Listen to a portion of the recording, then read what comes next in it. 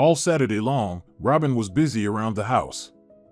She cleaned the apartment thoroughly, washed the windows, and laundered and ironed the curtains. She loved it when the house was clean and smelled fresh. Then, Robin made some soup and decided to bake something for tea. She chose a cherry pie.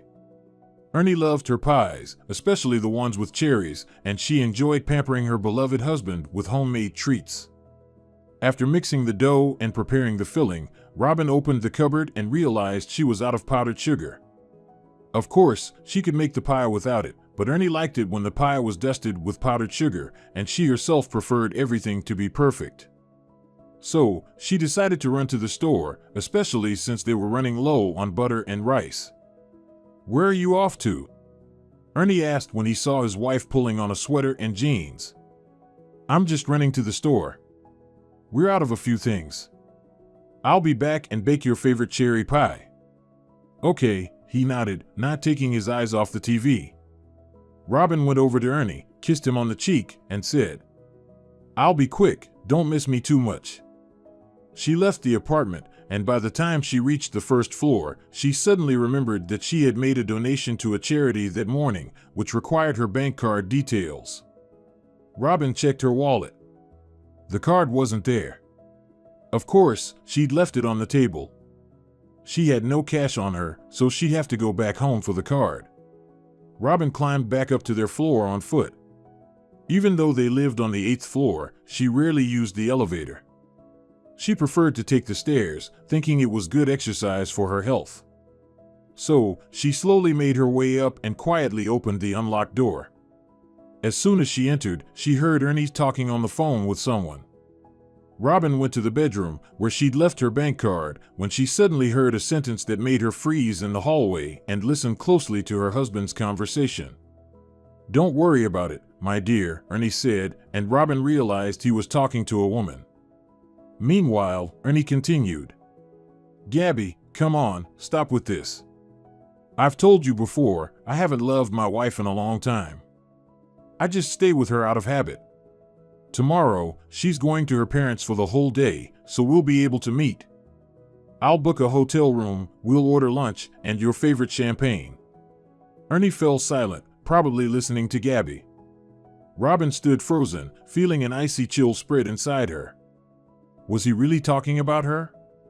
Her beloved husband Ernie, the man she'd been with for nearly 15 years, to whom she'd been a loyal and caring wife, was cheating on her. How could it possibly be true? It felt like some terrible, ridiculous nightmare. "I love you so much, Gabby," Robin heard Ernie's voice again. "And we'll definitely be together. You know how much I want a real family, kids. I've been dreaming about having children for a long time. But Robin can't have any. Give me a little more time, and I'll tell her I love another woman." "So that's it, huh? He wants a real family, kids," Robin thought, feeling her chest tighten as tears welled up in her eyes.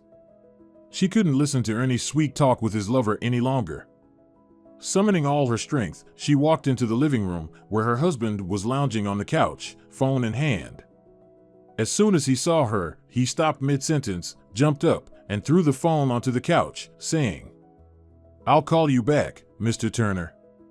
"Robin, you're back so soon?" he asked, trying to sound casual, but it was obvious he was failing miserably. "Did you forget something?" "So, you have another woman?" Robin asked, locking eyes with Ernie. "What nonsense are you talking about?" he smiled. "What woman? You must have misunderstood, didn't hear me right. I was talking to my boss, Mr. Turner. Is that the best lie you could come up with?" Robin felt disgusted. Her Ernie, the strong, big man she loved and respected, was now lying to her so blatantly, saying complete nonsense. "What do you mean?" he asked, looking genuinely pathetic and clueless. "I didn't know your boss had changed gender and now goes by Gabby," Robin responded. Realizing that his wife had overheard most of his conversation with the lover and that it was pointless to keep pretending it was a conversation with his boss, Ernie sank back onto the couch. With a guilty look, he said, "You left for the store, and I thought you weren't home. I see now there's no point in lying. Yes, I have another woman. And how long have you been with her? Almost a year. I see. And when were you planning to tell me about this? Or were you never going to? You know, you want a real family, kids. Robin gathered all her willpower to stop herself from bursting into tears in front of him. No, not now. All right, enough, stop, Ernie said, slightly annoyed. I said it without thinking. I'm sorry. We've lived well together for all these years, haven't we? We were happy. And I loved you. But then I met Gabby, and I fell for her, like a schoolboy. But I couldn't leave you because... Ernie paused, not knowing how to finish his sentence. Robin finished it for him. Because you felt sorry for me, right? Yes, I felt sorry, he admitted. I feel guilty. After all, I was the one who insisted on the abortion. I convinced you we were too young to have kids, that we needed to get on our feet first. I didn't expect things to end up like this, and you couldn't have children anymore, and I... Get out, Robin interrupted him. She felt like she was on the edge of breaking down. She couldn't listen to Ernie anymore, his words stirring up the heaviest memories inside her. Robin just wanted to be alone. She repeated more firmly. Leave. Please, just leave. Where am I supposed to go? Her unfaithful husband asked. This is our shared apartment. I don't care. Go to Gabby or anywhere else. Just give me a chance to be alone. Please. Okay, Ernie said after a brief pause. I'll grab what I need and go to a hotel for now. Maybe I'll rent an apartment tomorrow. We'll talk later when you calm down and are ready to have a conversation. Then we'll figure out what to do next. I've already made up my mind, Robin replied, walking into the kitchen and closing the door behind her. She wanted to wait until Ernie finished packing and left the apartment. Her eyes landed on the table where a large bowl of dough sat, and beside it, a deep plate of ripe cherries waiting to be used. It was hard to believe, just half an hour ago, she was calm and happy, preparing to bake a pie for her beloved husband, unaware of anything. How quickly everything could change. Tears streamed down her face, and with no more strength to hold them back, Robin threw the dough into the trash, sat down at the table, and buried her face in her hands, sobbing uncontrollably. About 10 minutes later, she heard the door slam. Ernie was gone. Well, that's it, Robin said to herself. She was completely bewildered. She couldn't believe all of this was happening to her. How many times had she heard other people's stories of cheating and betrayal and felt sorry for them? She always thought it would never happen to her. Ernie had seemed as reliable as a rock, loving, genuine, a real man. And if he had ever cheated, Robin was sure she would have sensed it. She knew him so well after all these years, they were one. Or so she had thought. Now, she didn't understand how she could have been so wrong.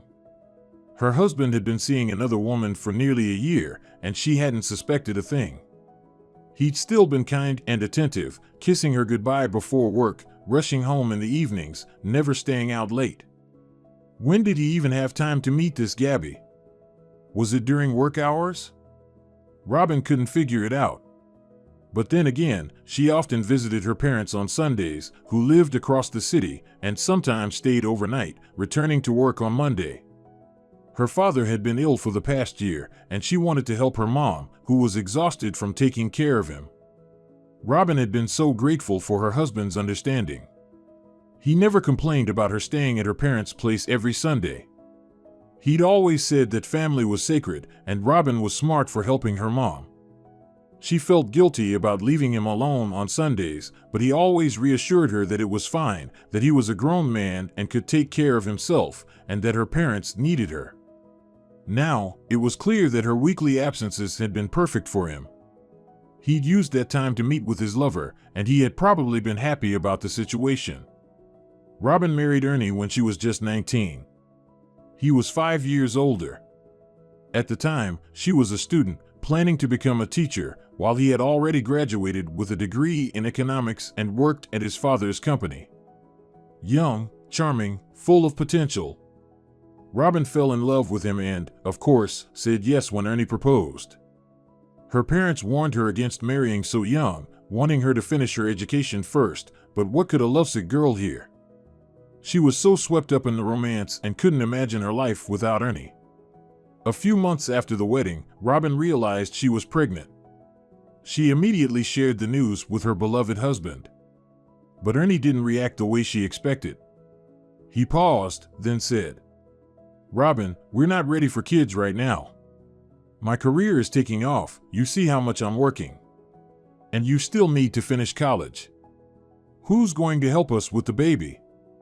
Our parents are working too, they won't be able to babysit. You'll have to handle everything on your own and put your studies on hold. Let's wait at least 3 years before having kids, okay? We'll take a vacation this summer. We're still so young, I don't want to dive into diapers and baby illnesses just yet. We'll have time for that later. I want kids, but not right now." Ernie was so sweet and convincing, and Robin was so in love with him that she thought his reasoning made sense. She wasn't quite ready for motherhood either. She wanted to finish college, travel. He was right, they were young, why rush into having kids? So Robin made a decision that she would later regret for the rest of her life. It was a nightmare. After she had the abortion, Robin felt extremely ill. An ambulance rushed her to the hospital due to severe bleeding. Miraculously, she was saved, but when she woke up after the surgery, the doctor told her she could never have children. She still remembers the face of the elderly doctor, looking at her with both pity and judgment. And his words, forever etched in her memory. "Why are you doing this to yourself, girl? You could have had a healthy baby, but now you've lost it and almost lost your own life. And now it's over. There's no fixing it. I feel sorry for you, you're so young. You probably don't even realize what a terrible mistake you've made." Still groggy from the anesthesia, Robin couldn't believe what the doctor was saying. How could she never have children? Modern medicine worked miracles, didn't it? But this wasn't her case. There was no miracle. What followed were months of depression, a refusal to accept what had happened, to move on, to live her life. At that time, Ernie was deeply regretful for pushing her into the abortion. He blamed himself and reassured Robin that it wouldn't change his feelings for her. He loved her and would always be there for her. To help distract her from the pain, he brought a kitten into their home. And that summer, they went on a vacation to Bali. The change of scenery and new experiences helped Robin cope with her depression. She didn't blame Ernie for what had happened. She only blamed herself, because in the end, the final decision had been hers. Robin came to terms with the fact that she would never have her own children and realized she had to move forward with her life. For almost 15 years of marriage, she and Ernie never spoke of what had happened. They lived for each other, happily, comfortably. Ernie's career was thriving, and he earned well. After finishing college, Robin became a primary school teacher. The time she spent with her students, whom she genuinely loved, somewhat filled the void of not having children of her own. Over time, she even began to feel truly happy. But every so often, about twice a year, Robin would have an unsettling dream. She would hear a baby crying and would try to find the source, but she never could. Each time she woke up in the middle of the night, she thought it was the cry of her unborn child, and it would send a chill through her.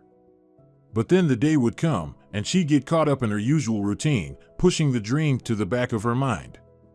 It seemed like life would always be this way. A cozy home, a reliable husband, a job she loved. But it turned out to be nothing more than an illusion of a happy family life. Today, Robin learned the painful truth about her situation. Her husband had another woman, someone he wanted to start a family with and have children. Because, it turns out, he wanted children and a normal family all along. And with her, with Robin, he was still staying only out of pity, feeling guilty for what had happened early on in their marriage. Robin didn't just feel betrayed by the man she loved with all her heart, but also humiliated, crushed, insignificant. How was she supposed to live with this now? Her phone rang, breaking her from her sorrowful thoughts. "Sweetheart, are you coming to visit tomorrow?" her mother asked. "Of course, Mom," Robin replied, knowing that, no matter how awful she felt, she would go to her parents because they really needed her help. "Robin, I'm calling to say don't come tomorrow." "Why? What happened?" Robin asked, worried. "Nothing happened. Dad is feeling fine and even helped me around the house. So I thought there's no need for you to come. Stay home with your husband. Maybe you can go out somewhere or just spend time together. You're always doing housework on Saturdays, then going to us on Sundays. That's not right." Even if Ernie doesn't say anything, he's probably not happy about it. "Are you sure I'm not needed tomorrow?" "Yes, sweetheart, rest. I can hear in your voice that you're not your usual self. Are you tired, or has something happened?" "Everything's fine, Mom.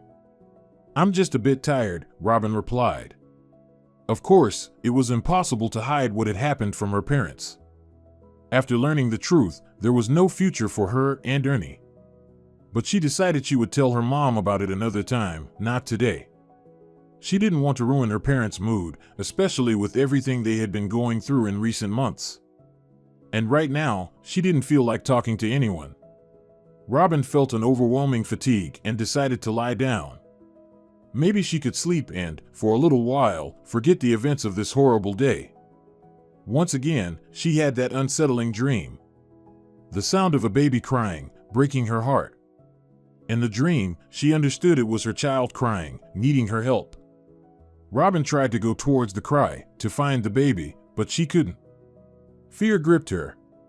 She woke up drenched in cold sweat. The clock read 2 a.m. It was still hours until morning, but she couldn't sleep anymore. The events of Saturday came flooding back, the betrayal, Ernie's lies, and his cruel words. Robin got out of bed and went to the kitchen. She was thirsty. Falling back asleep wasn't an option. She tossed and turned in bed, unable to calm her restless mind. Robin was grateful it was Sunday and she didn't have to go to work. She needed time to pull herself together. She looked a mess. Her puffy, tear-stained eyes and swollen eyelids were impossible to hide. Her students and colleagues couldn't see her like this. No matter how broken she felt inside, she'd have to gather her strength and show up to work on Monday looking fresh and put together. But where would she find the energy to do that when all she wanted was to crawl into bed and avoid the world? For the first time in her life, Robin regretted being a teacher. She couldn't take time off in the middle of the school year. There weren't enough teachers as it was, and some of her colleagues were already handling double workloads. No one could cover her class. And her students, her sweet, innocent students, they didn't deserve to suffer because of her personal turmoil. Besides, her job was all she had left now. Her marriage was over. Divorce was inevitable. Even if Ernie begged for forgiveness and wanted to come back, she wouldn't take him back. How could she live with someone who had betrayed her like that? It was impossible. Not that Ernie had any intention of returning, that much was clear from his phone conversation with his lover, Gabby. Robin wondered what Gabby was like. Probably young and beautiful. Ernie had always been drawn to bold, striking women. Robin had been one of them when they first met. But after starting her teaching career, she had toned it all down, wearing less makeup, dressing more conservatively. She'd swapped her vibrant style for tailored suits, and her gorgeous chestnut hair was always tied back in a ponytail or neat updo.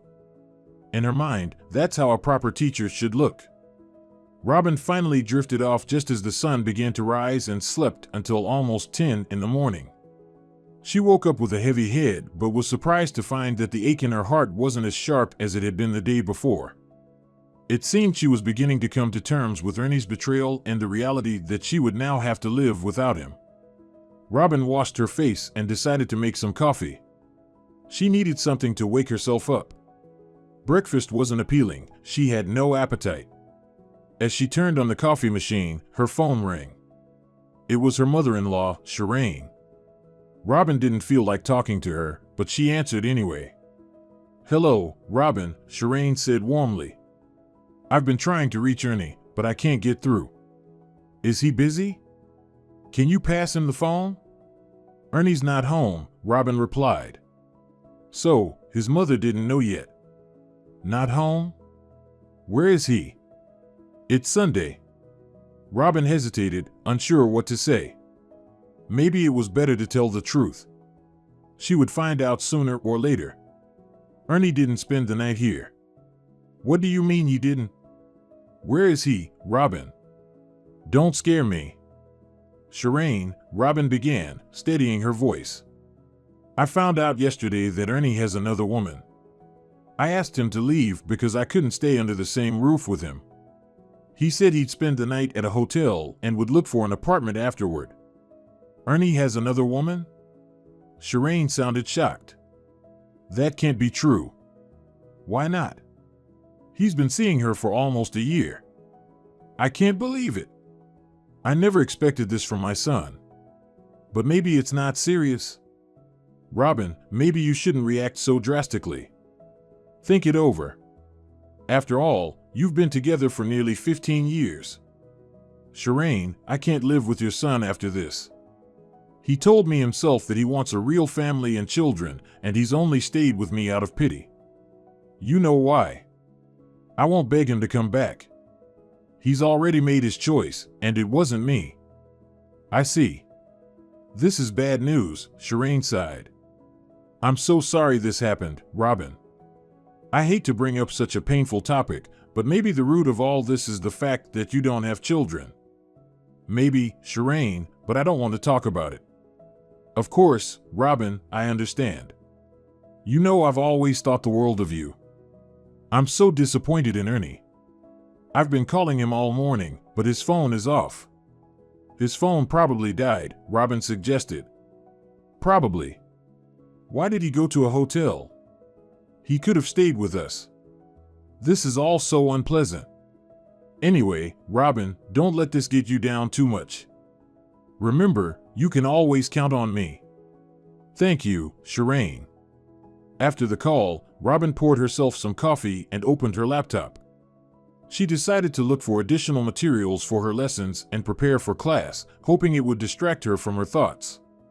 She had barely started working when she heard the front door open. The sound made her flinch. She immediately knew it was Ernie. Hi, he said, walking into the living room. Hi, she replied without looking up from her laptop. Sorry for coming by. I forgot my charger yesterday, and my phone died. I also need to grab some work documents and a few more clothes. I didn't take much in the rush. I'll try to find an apartment today. I know it's best if we don't stay under the same roof. Your mom called earlier, looking for you. I told her everything. I'm sorry, but she would have found out anyway. My mom must be shocked. She was surprised, of course. But on the other hand, she should be happy about it. Why would she be happy? Isn't it obvious? Your Gabby will give you kids, and you'll have the perfect little family, not like with me. I was so naive to think we could live for each other and be happy. I should have known that sooner or later, you'd want children. And of course, your mom dreams of having grandchildren. As Robin spoke with her husband, she avoided looking at him. Seeing him was too painful, and she wished he would leave already. But Ernie didn't seem in a hurry. He sat down at the table across from her and said, Robin, don't talk like that. We had a good family too. My mom never said a bad word about you. She likes you. She already has grandkids. My brother has 3 children, as you know. The fact that we don't have kids is my fault. I've never denied that. And as for Gabby, I truly fell in love with her. This isn't about us not having children. You know, I couldn't sleep last night. I kept thinking about us, and I've decided to leave this apartment to you. We won't divide it. I've hurt you enough, and I don't want you to think of me as a complete scumbag. So, the apartment and everything in it will stay with you. Really? Robin finally looked at him. What's with the sudden generosity? You bought this place. My salary could never afford something like this. I've decided it's only fair. Gabby and I will rent a place for now, and later I might take out a mortgage. So don't worry, we won't be dividing any property. It's all yours. Am I supposed to thank you for this noble gesture? Robin said with a bitter smile. No, you don't have to, Ernie replied. I'm sorry, Robin, but I truly fell in love. At first, I tried to fight my feelings, but I couldn't. Anyway, I'll go pack my things. When Ernie left, Robin couldn't focus on work anymore. She shut her laptop and decided to go for a walk. It had become unbearable to stay in the apartment, where every corner reminded her of the life they'd built together, a life that was now in ruins. She couldn't even take comfort in the fact that Ernie had decided to leave her the apartment. How was she supposed to live here alone, surrounded by the things they had chosen together? They had always loved shopping for the apartment as a team. Robin had worked so hard to make their home a cozy nest, and she had succeeded. But now, being here felt suffocating. The walls seemed to close in on her, and the air felt too heavy to breathe. Everything she had loved and created with her own hands suddenly felt meaningless. Robin splashed her face with cold water, put on some light makeup to hide the signs of her anguish, got dressed, and left the house. October had been unusually dry and warm this year. The trees hadn't yet shed all their leaves, and autumn flowers were still blooming in the city gardens. She wandered around the city for almost 3 hours, thinking about how she would move forward. Of course, she wasn't the first woman, or the last, to face her husband's betrayal, but that didn't make it any easier. Robin couldn't help but think about how different her life could have been if, 14 years ago, she hadn't made the terrible mistake of giving up her baby. Maybe she would have had children now. And after Ernie's affair and departure, she wouldn't feel so lonely and crushed. Robin understood perfectly well that children couldn't make a man stay if he'd already decided to leave. A man stays as long as he loves, and Ernie's love had faded somewhere along the way. That was when Gabby must have entered his life. Or maybe there had been others. Robin wouldn't have been surprised anymore. Not long ago, she thought of Ernie as loyal and dependable, and now. But what puzzled her most was how she hadn't noticed anything, no changes in his behavior. It's true what they say, the spouse is always the last to know about an affair. She wondered how much longer she would have stayed in the dark if she hadn't forgotten her bank card at home that day. How much longer would Ernie have kept deceiving her, playing the role of a perfect family man while secretly building a life with Gabby? Lost in thought, Robin didn't notice the traffic light had turned red and stepped onto the crosswalk. A white car screeched to a halt just inches from her. Startled, she jumped back as a man got out of the car, his face filled with anger. "Are you out of your mind, lady?" he nearly shouted. "Didn't anyone teach you how to use a crosswalk? Or are you tired of living?" "I'm so sorry," Robin stammered, shaken. "I wasn't paying attention. I didn't realize the light had changed. Please forgive me." "It's a good thing this road isn't too busy," the man said, his tone softening. "I'm sorry for yelling, I was scared too. Are you okay? Do you need help?"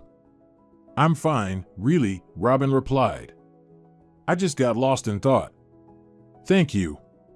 I'll be more careful from now on." "Please do," the man insisted. "You put yourself and the driver at risk. What if I'd been going faster?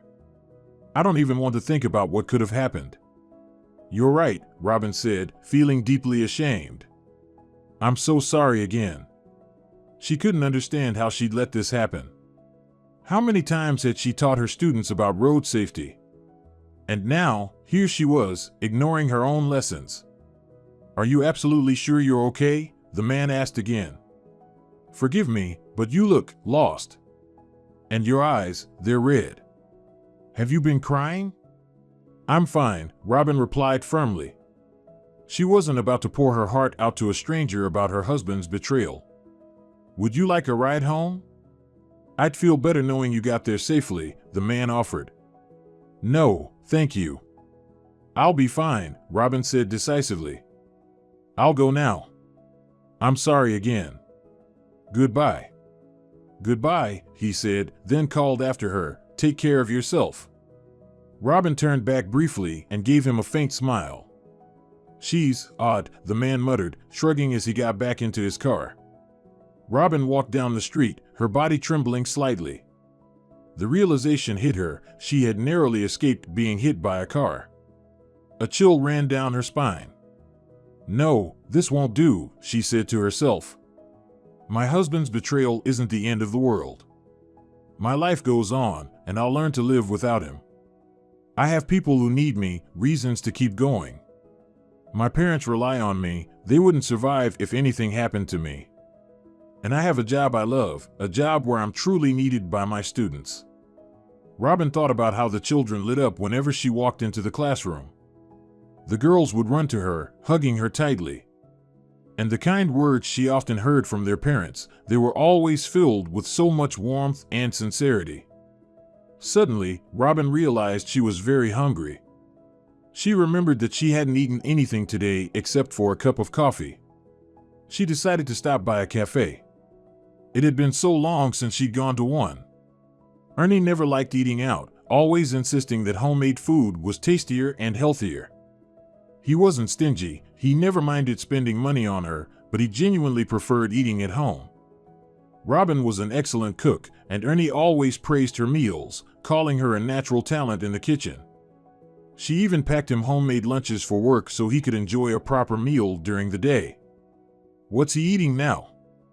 Robin wondered suddenly. But she quickly pushed the thought aside. That wasn't her concern anymore. Let Gabby handle the cooking, preparing elaborate 3-course dinners for him, just the way Ernie liked it. Robin entered the first cafe she came across and took a seat. A waiter greeted her and placed a menu on the table. She ordered fish with vegetables and a seafood salad. Ernie had never liked seafood and always preferred meat, so it had been ages since Robin had prepared or eaten dishes like this. She also asked for a glass of orange juice. While waiting for her food, she decided to call her parents. We're doing well, Robin, her mom said. Your dad's feeling pretty good today. We had lunch and are planning to go for a walk. It's such a lovely day. October has really spoiled us with good weather this year. Definitely go for a walk. I've been out walking for hours myself. The weather is magical, Robin replied. Were you walking with Ernie? Her mom asked. No, Robin said with a sigh. Mom, there's no point in hiding it. You'll find out soon anyway. What happened, sweetheart? Ernie and I are separating. What? He has another woman. There was silence on the other end of the line. Marcia, her mother, was processing what she had just heard. That bastard, she finally said. Don't tell Dad yet. He can't handle stress. We'll tell him later. Yes, Tanner would worry himself sick if he knew. But how are you holding up? I'm okay, Mom. I'll get through this, don't worry. I have you and Dad, my job. And friends, even if we don't see each other often. I'll be fine. I'm glad to hear you're staying strong, sweetheart, Marcia said. If Ernie did this, then he doesn't deserve you. Don't waste your energy on him, life doesn't end here. That's what I keep telling myself. Thank you, Mom. Make sure you and Dad go for that walk. He doesn't get out of the house often. After hanging up, Robin felt a bit lighter. Her parents were the closest people in her life, people who would never betray her and would always love her. And she loved them deeply too. The waiter brought her meal, and Robin ate with a hearty appetite. Everything was delicious. Is that you again? She heard as she finished eating and prepared to leave. Looking up, she saw the man who had almost run her over earlier that day. Yes, it's me, she said, just as surprised as he was. You look much better now, he said. There's color in your cheeks, and you don't look as lost. Thank you, Robin replied. Were you eating here? He asked. Yes, I just finished. Well, then goodbye. I sometimes come here to buy pastries. They make great buns and croissants, my kids love them. You should try them if you or your family enjoy baked goods. Thanks, I'll keep that in mind. Though I usually bake myself, Robin said as she stood and put on her jacket. Goodbye. Goodbye, he said with a smile. Then, almost teasingly, he added, although we already said goodbye today and ended up meeting again. Robin smiled back and walked out of the cafe. He seemed so happy, she thought to herself. He has a family, children.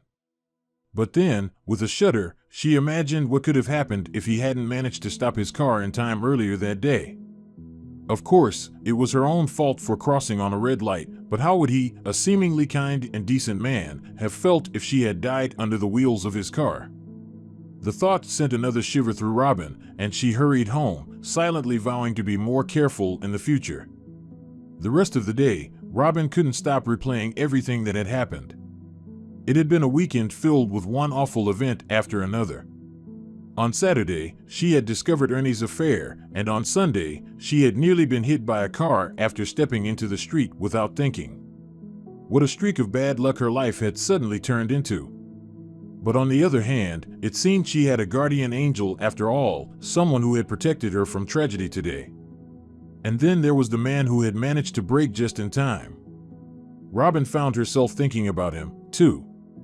She regretted not asking his name during their second encounter. For some reason, she was curious. What was his name? What was his life like? What kind of wife and children did he have? What did he do for a living? Robin couldn't explain why she was so interested, but she was grateful for anything that distracted her from thoughts about her husband's betrayal. She reminded herself that life goes on, no matter what. With time, the pain would fade. And the fact that she had escaped death today, it had to be a sign. She had to keep living, which meant that something good still awaited her in the future. Robin desperately wanted to believe that. 2 weeks passed. Robin was gradually coming to terms with the fact that she was now on her own and that her husband had another woman. She realized she no longer felt the searing jealousy and bitterness she had in the beginning. Work helped to distract her, the students, her colleagues, the rhythm of the school day. One day, she found herself talking to Lori Ruiz, the school principal, who was much older and treated Robin and the other young teachers with motherly care. Lori was a wonderful person, wise, fair, and an excellent leader. Robin, I feel like something's going on in your life. Want to talk about it? Or is it too personal? Lori asked, inviting her into her office. Is it that obvious? Robin asked, surprised. She had thought she was doing a good job of hiding her emotions at work, but it seemed Lori's sharp eyes missed nothing. I noticed, Lori said with a kind smile. Your eyes, they're so sad.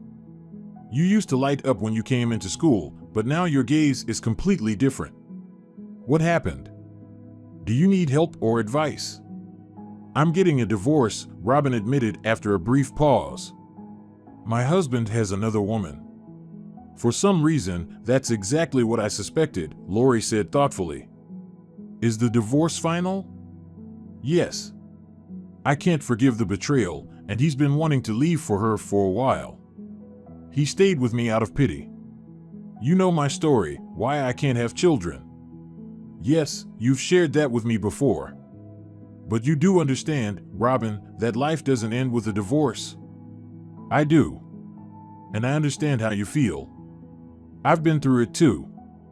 I divorced my husband for the same reason. We had 2 children, but he still left us after meeting another woman. So believe me, you can't hold on to a man who's fallen out of love. Don't blame yourself, Robin. It's not about you. Your paths simply diverged. He wasn't meant to be your person. Sometimes, life is just like that. Thank you, Lori, for your support. I'm already feeling better now, but in the beginning, I didn't know how I was going to get through it. It's normal, Robin. Dealing with betrayal is always painful, especially when it's from someone close to you, someone you trust, Lori said gently. It hurt me deeply too. Only my work kept me going. I felt responsible for my students. But 2 years after my divorce, I met a wonderful man. We've been happily married for 27 years now. He accepted my children as his own and raised them with love. My younger daughter even calls him Dad. And my grandkids? They see him as their real grandfather. He adores them. So, Robin, don't think of this breakup as a tragedy or the end of your happiness. It could be the start of something new. I'm sure it will be. You're young, smart, and interesting. You'll find happiness again, I know it. Lori's words gave Robin a sense of hope and reassurance. For the first time in weeks, she felt lighter. However, she wasn't ready to think about new relationships just yet. First, she needed to put an end to the old one. In the 2 weeks that followed, Robin hadn't seen Ernie. Sometimes, though, when she came home from work, she could tell he had been there. He was likely stopping by to collect his belongings when she wasn't around. Robin waited for him to call about the divorce, but he didn't. One evening, however, her mother-in-law, Shireen, called. "Hello, Robin," Shireen said warmly.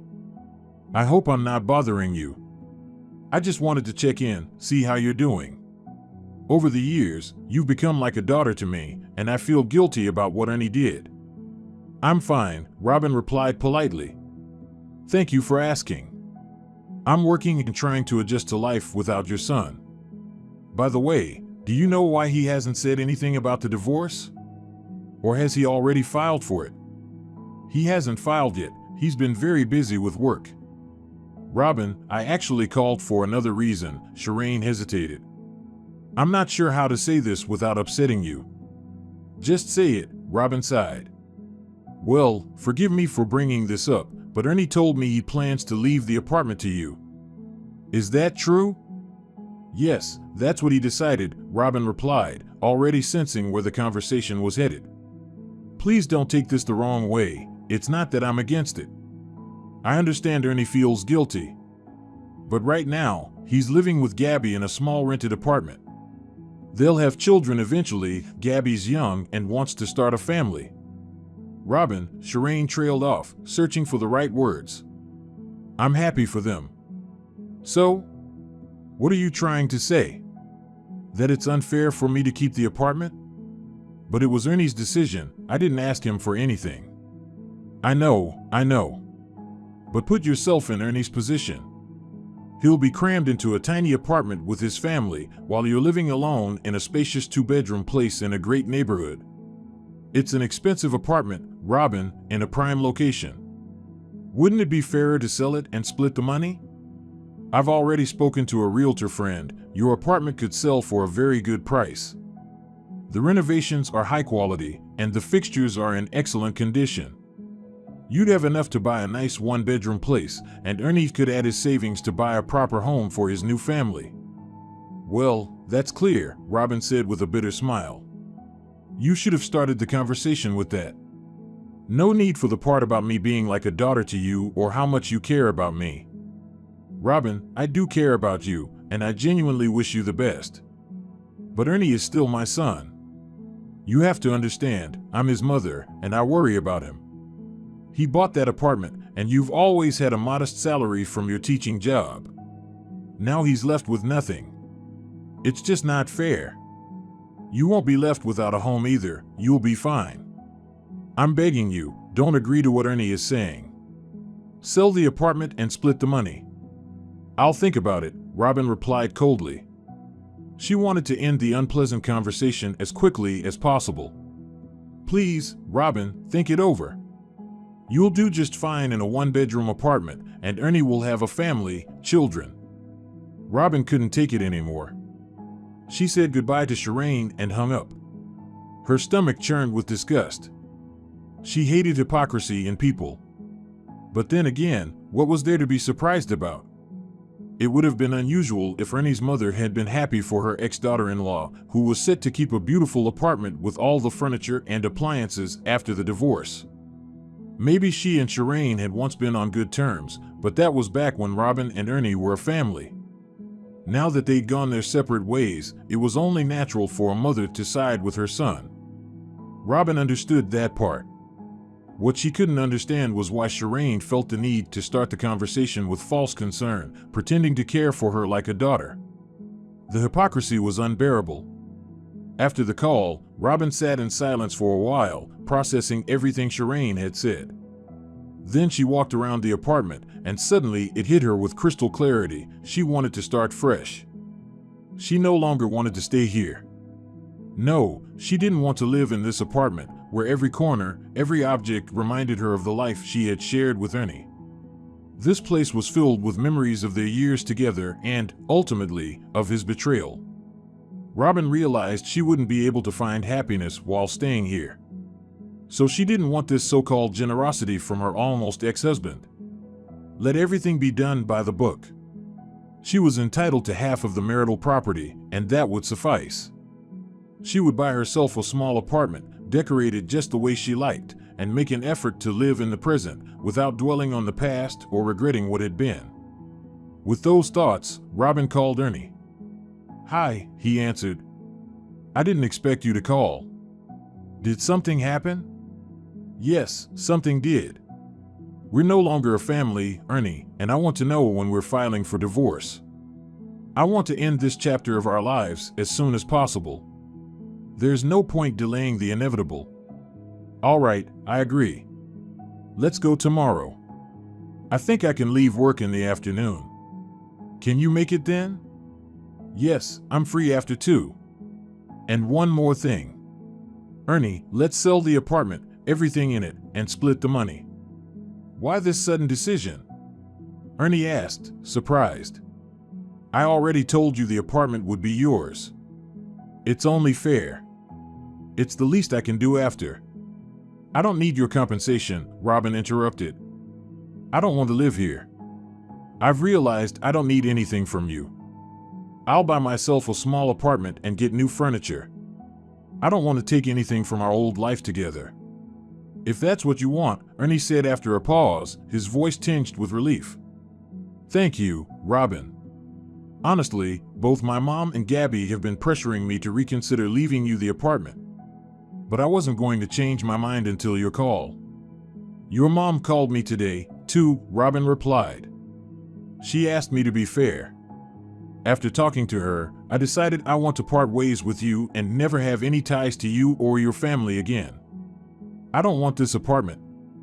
I don't want your relatives hating me over it. I just want us to go our separate ways and forget about each other." "I'm sorry, Robin. I hurt you, I know that. That's why you're saying all this, out of anger. But thank you again for your decision about the apartment. You're an amazing woman, truly." "Save it, Ernie," Robin cut him off. "Keep those words for your new wife. I'm not doing this for you, I'm doing what's best for me. Call me tomorrow when you're free, and we'll file the paperwork." Robin and Ernie finalized their divorce a month later. Since they had no minor children and no property disputes, the process was quick. A realtor, Shireen, knew found a buyer for the apartment almost immediately, managing to sell it for more than expected. The buyer, a wealthy businessman, purchased the apartment for his daughter, who would soon be studying in the city. He was thrilled that it came fully furnished, saving him time and money. Robin took nothing from her former home except her personal belongings and her laptop. Ernie had considered taking some of the appliances, but Gabby had scoffed at the idea, insisting she wanted everything new. She didn't want anything from the apartment where her future husband had lived with his ex-wife.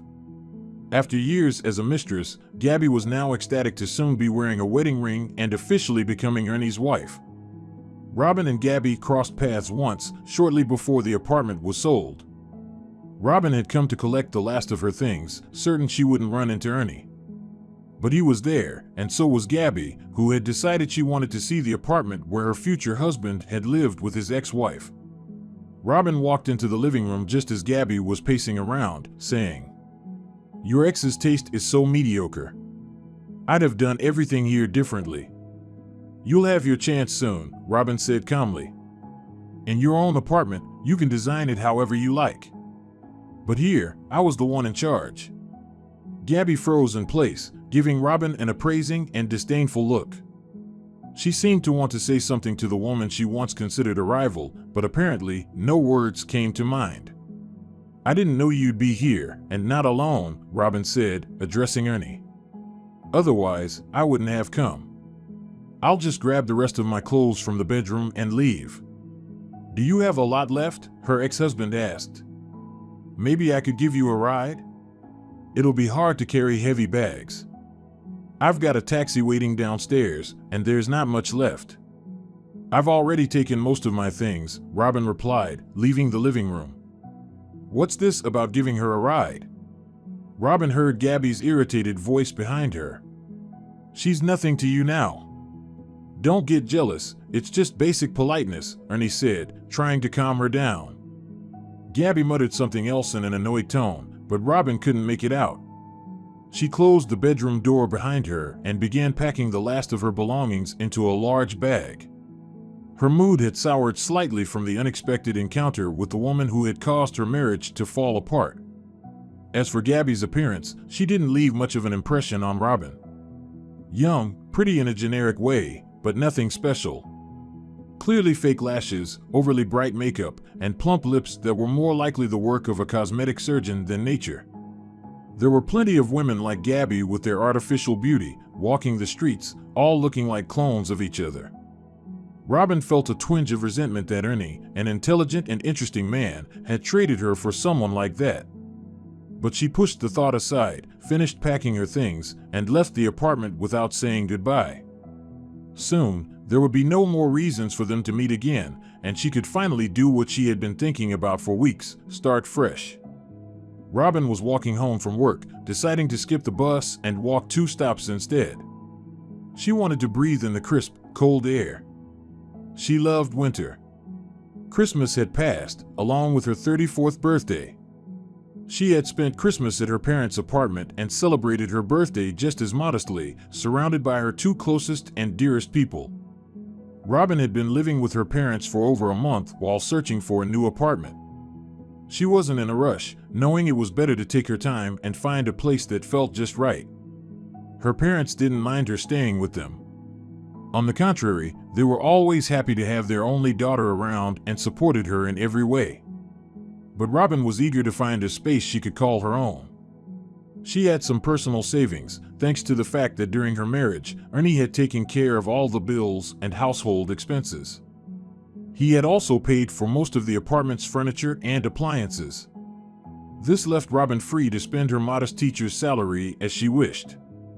Sometimes, she helped her parents, and the rest she managed to save.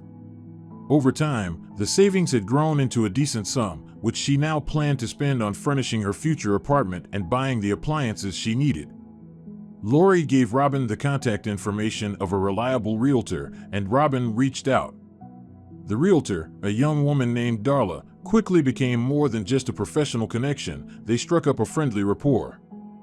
Darla was cheerful and outgoing, which made it easy for them to get along. One Saturday morning, Darla called Robin with some good news.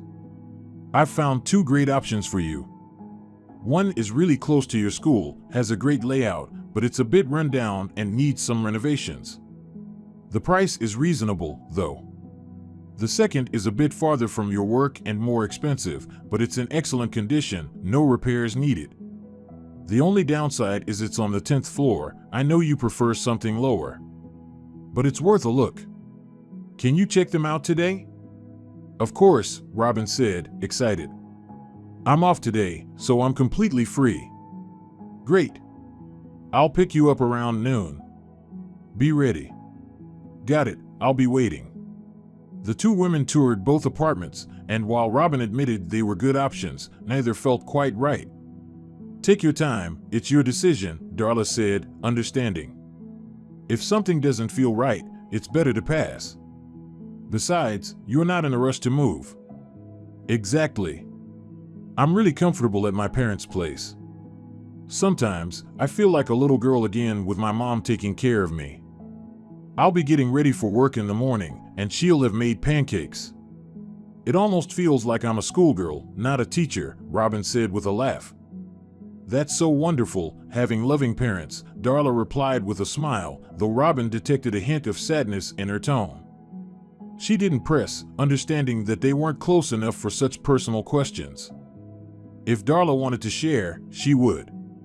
"You know, I'm starving," Darla said as they got into her car after viewing the second apartment. "All I had for breakfast was a coffee and a croissant." I can't eat much early in the morning, but by lunchtime, I'm ravenous. There's a great little cafe nearby, tasty food at reasonable prices. Want to join me? I'd love to. I haven't had lunch yet either. A few minutes later, Darla parked outside a small cafe. They picked a table and placed their orders. The waiter let them know the food would take about 20 minutes, so they decided to pass the time chatting. During the conversation, Darla mentioned a distant relative of hers who had recently gone through a tough divorce. I still can't figure out how he managed it, Darla said, shaking her head. Then again, it's not surprising, he has all the right connections. Somehow, he kept the apartment they bought during the marriage, took all the savings, and left her with nothing. Now she's living at her parents' place, a tiny 2-bedroom apartment, with her younger brother, his wife, and their baby. She sleeps on a fold-out chair in the kitchen. It's awful. She came to me for help finding a cheap room to rent. And the worst part? They got divorced because he found someone else. Tossed her out of his life like she was nothing. That really is awful, Robin agreed. I guess I was lucky in comparison. Even though I'm living with my parents for now, I have my own room. And I have enough money to buy an apartment. We sold the one I shared with my husband for a very good price. That's how it should be. Joint property must be split equally in a divorce. My ex-husband, Ernie, even wanted to leave the entire apartment to me. Really? I didn't think men like that existed. Well, his mom was completely against it.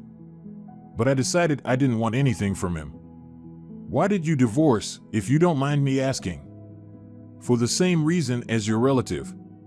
He cheated on me for almost a year. I found out by accident when I overheard one of his phone conversations. That's when we decided to end things. He didn't try to apologize or save the marriage. No, and even if he had, I wouldn't have agreed. What a jerk, Darla said, shaking her head. You know, every time I hear stories like this, I'm glad I'm not married. It makes me not even want to try.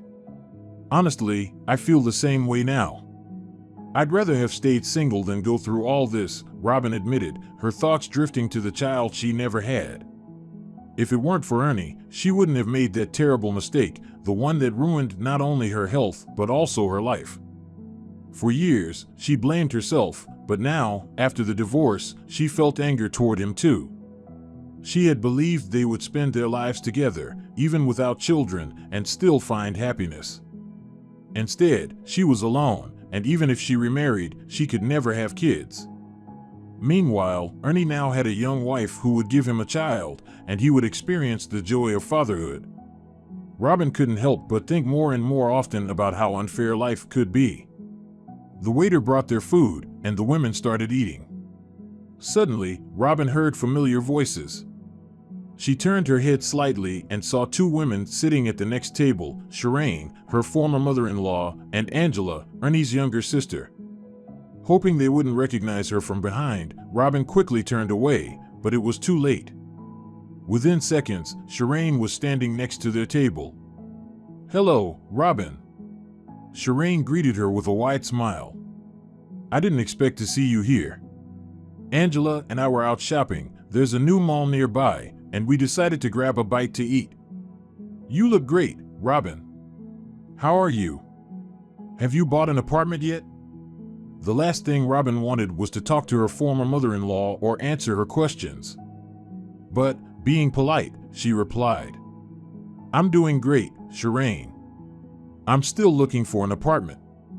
No rush, you'll find one if you've got the money. Ernie, by the way, bought a lovely 2-bedroom apartment. I'm so glad you listened to me and sold the place, splitting the money evenly.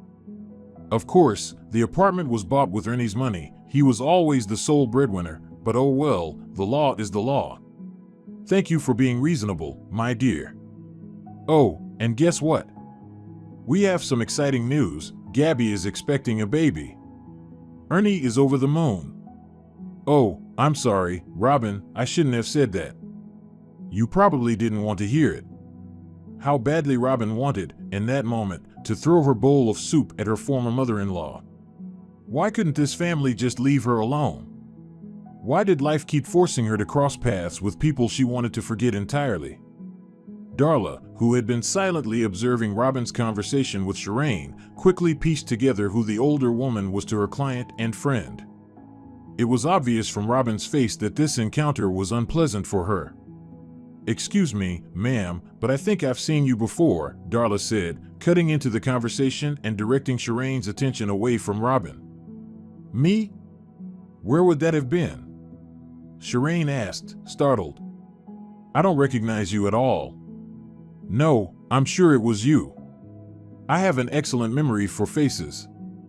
Last week, at the clinic, you were registering for an appointment with a psychiatrist." "Yes, I remember now. You were complaining loudly about suspecting you had split personality disorder and manic depressive psychosis." "What? How dare you?" Shireen's face turned crimson as she yelled.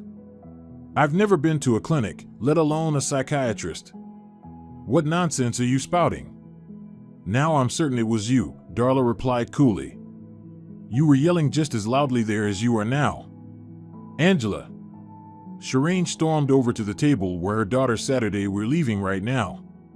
"This place is full of lunatics spreading lies about me. No wonder Robin's friends are just as crazy as she is. How Ernie ever lived with her." With that, Shireen and Angela quickly grabbed their coats and left the cafe. Once they were gone, Robin and Darla burst into laughter. "That was something," Robin said, still chuckling. "I didn't expect that. I couldn't just sit there and watch her insult you, especially with that smug smile on her face. I had to put her in her place. Sorry if I went too far." "Are you kidding? I'm grateful. I wouldn't have had the courage to say anything sharp to her, and you absolutely destroyed her. Honestly, I haven't laughed this hard in ages. And, you weren't entirely wrong about the split personality." "Oh? Why do you say that?" "Because the moment my mother-in-law found out Ernie and I were divorcing, she showed her true colors. For years, I thought she was the nicest woman. She was either pretending or didn't want to ruin her relationship with you while you were married to her son.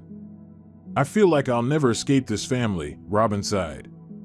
"I just want to forget Ernie, Gabby, and Shireen ever existed. The city's big, but somehow, we still ran into each other." "It's a small world," Darla said with a grin. "But I bet next time, she'll pretend not to recognize you." "Let's hope so." The two women finished their meal, and Darla drove Robin home before heading off to her other appointments for the day. Robin spent the rest of her afternoon smiling at the memory of Shireen's dramatic exit from the cafe. Winter passed, and Robin still hadn't found a place of her own. To make matters worse, her father's health had deteriorated again, and he needed expensive medication. Robin used some of her savings to help, knowing her retired parents couldn't afford it. She loved her father dearly and wanted him to recover. Sometimes, she wondered if she should postpone buying an apartment altogether. As their only child, her parents needed her now more than ever. Moving into her own place would mean splitting her time between two households, which would be difficult given her demanding job. Perhaps that's why Robin rejected every apartment Darla showed her. There had been some promising options, but none of them felt right. Robin was starting to feel guilty about wasting Darla's time. "Robin, could it be that you just don't want to live alone right now?" Darla asked one day after Robin turned down yet another apartment. "I don't know," Robin said thoughtfully. "I feel good at my parents' place, and they really need my help right now. And you might be right. I'm scared of feeling lonely. I've never lived alone before. I moved straight from my parents' house into the apartment Ernie rented for us after we got married. Then we bought our own place and lived there together. The idea of living completely alone feels a little scary. And unfamiliar." "Well, you could always get a cat," Darla said with a smile. "Then you wouldn't really be alone. But honestly, there's no rule saying you have to move into your new apartment right away. If you're more comfortable staying with your parents for now, you could buy a place and rent it out. I can help with that. It'd give you some extra income." Plus, since your dad's unwell, the money could help with the cost of his medication. And when you're ready to live on your own, the apartment will be there waiting for you. For some reason, I hadn't even thought about that. Well, you should. Times are uncertain, and everything's getting more expensive. Property prices are no exception. I'm worried they might spike soon, and you could miss your chance to buy something decent. I've seen this happen before. Right now, you can still afford a good apartment with what you've saved, but who knows what the market will look like later. Thank you, Darla. I think you're right. I need to make a decision and finally buy a place. My parents are pushing me out, but it's still important to have a home of my own. Exactly. Sooner or later, you'll want your own cozy space. It's time to take the leap. I've got a couple more great options for you. We can't check them out today, but let's schedule something soon. All right, Robin agreed. Spring break starts next week, so I'll have more free time. When Robin got home, she told her mother about her conversation with Darla and her decision to settle on a suitable apartment soon. But if you and Dad don't mind, I'd like to stay with you for now. I could rent out the apartment, and Darla could help me find good tenants. Robin, how could we mind? Marcia replied. Your dad and I are just happy to have you with us. Stay as long as you want. But honestly, sweetheart, you should think about starting a new chapter in your personal life. Oh, Mom, Robin said, brushing it off. I've had enough of a personal life to last me a lifetime. Ernie completely ruined any desire I had to start a new relationship. I don't even want to think about it. Don't say that, my dear, Marcia said softly. Just because Ernie turned out to be less than honorable doesn't mean all men are like that. Look at your father and me, we love each other just as much as we did over 40 years ago when we first got married. Maybe even more, because real love grows over time after the infatuation and passion fade. I'm sure you'll meet a good man someday. Not everyone gets as lucky as you and Dad, Mom, Robin replied. You two found each other in this vast ocean of life, and it's amazing. But you know I can't have children. That's a huge obstacle for building a family. Maybe it's better for me to stay alone. I don't want to go through betrayal again. I understand your fears, sweetheart, but things can change if you meet the right person. Robin, I've never asked you this before, but I'd like to now. May I? Of course, Mom. Did you and Ernie ever think about adopting a child? I had thought about it, Robin said with a sigh. But when I brought it up to him, he shut the idea down immediately. He said he'd come to terms with not having children of his own, but that he could never love an adopted child, someone who wasn't his flesh and blood. After that, I never brought it up again. I told myself I'd find fulfillment in my students. I've tried to give them all the maternal love I couldn't use otherwise. And the kids love me back. I know it's not the same kind of love, but at least it's something. Robin, Marcia said, pulling her daughter into a hug. I love you so much, and I just want you to be happy. I am happy, Mom. I have you and Dad, and my work. Isn't that enough? Oh, my sweet girl, you can fool me, but you can't fool yourself. Do you think I don't see the sadness in your eyes? Marcia stroked her daughter's hair, her thoughts drifting to the past. She remembered the unease she'd felt when Robin first met Ernie and announced she was going to marry him. There had been something about that overly confident charmer that Marcia found off-putting. A mother's intuition told her he wasn't right for Robin, and she couldn't shake the sense of foreboding. She had tried to convince her daughter not to rush into marriage, urging her to finish college first, but Robin, blinded by love, refused to listen. In the end, Marcia's instincts had been right. That man hadn't brought her daughter happiness. He was the reason Robin lost the chance to have children, and he was the one who betrayed her after more than 14 years of marriage, trading her for someone else. Another unpleasant memory surfaced, one involving Shireen. After Robin narrowly survived the complications from her failed pregnancy termination and it became clear she would never be able to have children, Shireen visited Marcia for what she called an important conversation. Marcia, I don't think my son has a future with your daughter. We need to do everything we can to make sure they separate, Shireen said bluntly. What do you mean, no future? They're already married, Marcia replied, shocked. And why should they separate? Why didn't you say anything like this before their wedding? Come on, Marcia, you know exactly what I mean, Shireen said coldly. Your daughter chose to terminate her pregnancy and now she'll never have children. Why should my son be burdened with that? What on earth are you saying, Shireen? Marcia was outraged. It was their decision together. Your son insisted they wait to have kids. You even told them they should focus on Ernie's career for a few years before starting a family. And don't you dare call my daughter a burden. Don't pin this all on my son, Shireen snapped, her eyes blazing. The final decision always lies with the woman. Did Ernie force her to have an abortion? No, he only shared his opinion. But what's done is done. Now your daughter can't give me grandchildren or give her husband a child. Why should Ernie stay married to her? And why are you saying all this to me? Talk to your son if you have such strong opinions, Marcia shot back. I have. But he won't listen. He says he loves Robin and will stay with her no matter what. He feels guilty. So why come to me? Do you expect me to talk to your son? Marcia asked, incredulous. No, I want you to convince Robin to leave Ernie. They'll never be happy together, believe me. It won't be long before Ernie starts resenting her, and Robin won't find happiness with him either. I never expected this from you, Shireen, Marcia said. How could there be so much bitterness and cynicism in this woman? At the wedding, she had hugged Robin, saying how happy she was to welcome another daughter into the family. And now, here she was, saying such cruel things. Marcia wanted to end the unpleasant conversation as quickly as possible, so she said firmly, No, Shireen. I won't interfere in our children's lives. It's their marriage, their family, and it's not our place to decide what's best for them. They'll figure it out on their own. And you should stay out of it too. Shireen had said something cutting before leaving, slamming the door behind her for emphasis.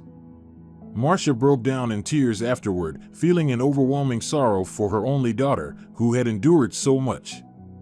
If only Marcia had known Robin was pregnant and contemplating an abortion, she would have done everything to stop it. But Robin hadn't confided in her, and by the time Marcia learned the truth, it was too late. From that day on, the relationship between Shireen and Marcia had grown distant. They still had to see each other occasionally at birthdays or holiday gatherings hosted by their children. During those events, Shireen acted as though the uncomfortable conversation and her attempts to break up her son's marriage had never happened. She smiled at Marcia, offered compliments, praised Robin for her delicious cooking and immaculate home, and even said how lucky Ernie was to have her as a wife. Marcia had no choice but to endure Shireen's hypocrisy and maintain polite conversation against her better instincts. She never once considered telling Robin about that conversation. Even now, with Robin and Ernie divorced, Marcia had no intention of sharing it. Why add to her daughter's pain? Robin woke up in a cold sweat, sitting up abruptly in bed. She hadn't had that dream in a long time. But now it had returned. She was walking alone down a deserted street, hearing the sound of a baby crying. Deep down, she knew it was her baby, and that the child needed her. Her pace quickened until she was nearly running, but the crying only grew louder. Robin desperately searched for her child, feeling an overwhelming sense of danger, but no matter how hard she tried, she couldn't find the baby. Fear gripped her, and she woke up with a start. Why did this dream keep haunting her? What did it mean? Was it the cry of the child she never had? Was this nightmare some kind of punishment for what she'd done? And if it was there any way for her to atone, to be free of these terrifying dreams? As usual, Robin only managed to fall back asleep in the early hours of the morning. By the time the day began and she got lost in her routine, the memory of the nightmare had faded, though the uneasy feeling lingered. Vince drove home from the cemetery, his heart heavy. Today marked exactly 3 years since he'd lost his beloved wife, Kyle. On that fateful spring day, Kyle had been returning from a checkup with her gynecologist.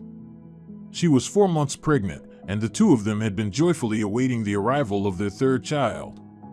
Why had he listened to her and let her go to the clinic alone that day? He had wanted to take time off work to drive her there and wait while she saw the doctor. But Kyle had reassured him, saying he worried too much. She felt fine and insisted it was just 3 stops away by bus. If only he had known. Kyle was standing at the bus stop, waiting for her ride, when an SUV came barreling through at a terrifying speed. The driver was a drunk fool. There was no other way to describe someone who would endanger lives by getting behind the wheel in that condition. Kyle didn't survive. Neither did the baby she was carrying. The events of that day and the funeral that followed were a blur for Vince. Even now, he couldn't comprehend how he managed to survive such devastating grief. There were moments when he wanted to follow Kyle, but his 2 young children still needed him. They were the only thing keeping him tethered to life, saving him from despair and insanity. Vince had no choice but to pull himself together and carry on, for his kids, and for the memory of his beloved wife. The man who had taken Kyle's life received a 12-year prison sentence. In court, he cried and begged for forgiveness, but Vince didn't believe a word of it. He loathed the man, unable to understand why someone so reckless and vile would continue to live, even behind bars, while his kind, gentle wife would never again hug her children. From that horrific day, Vince's life had been divided into before and after. He kept going, working and caring for his kids, but the pain of loss never left him. He was convinced he'd never be able to love again. It felt like a piece of his soul had died along with Kyle. Today, Vince had visited Kyle's grave, laying down a bouquet of her favorite flowers. He spoke to her, updating her on the kids' achievements and telling her how much he missed and loved her. For some reason, he also remembered the incident in the fall when he had narrowly avoided hitting a woman who had darted onto the road during a red light. "How did I manage to stop in time?" he murmured to himself. "It was a matter of mere inches. It's terrifying to even think about what could have happened. It's a miracle I stopped. Kyle, my love, could it have been you? Did you help me that day? Were you watching over me and that woman?" During spring break, Robin took a few extra days off to focus on buying an apartment. After carefully reviewing the options Darla had shown her, she settled on one she truly loved, a cozy 1-bedroom apartment with modern renovations, located on the 3rd floor of a 5-story building. The previous owner was moving to another city to join her husband and needed to sell quickly. Because of this, the price was very reasonable, and nearly all the furniture and appliances were included in the sale. Everything was in great condition, and Robin was completely satisfied with her choice. Over time, if she felt like it, Robin could change the furniture or make some updates to suit her style. But for now, she was happy with everything as it was. She also liked the apartment's current owner, a pleasant, friendly woman in her mid-40s who was easy to talk to. "I hope you'll be happy here," the woman said with a warm smile on the day they finalized the sale. "This is a lucky apartment." "Why do you say that?" Robin asked, intrigued. "Oh, it's an interesting story. Let me give you the short version. One day, someone rang my doorbell. I opened the door, and there was a man I didn't know standing there. He had come to the city on a business trip and decided to visit an old friend he hadn't seen in years. But he got the address wrong. His friend lived in a house with the same number as mine, but on a different street. Anyway, to make a long story short, that man ended up becoming my husband, and now I'm moving to live with him. Funny enough, I bought this apartment by chance too. I had my eye on a completely different one, but something fell through at the last moment. My realtor suggested this place instead. At first, I didn't like it. It was farther from my job than I wanted, but the moment I stepped inside, I felt this warmth, like it was the right place for me. So, sometimes, you just have to trust your heart." "Wow," Darla exclaimed. "People find their fate in the most unexpected ways." "That's amazing." "I felt the same way about this apartment," Robin said. "It felt peaceful and comforting the moment I walked in.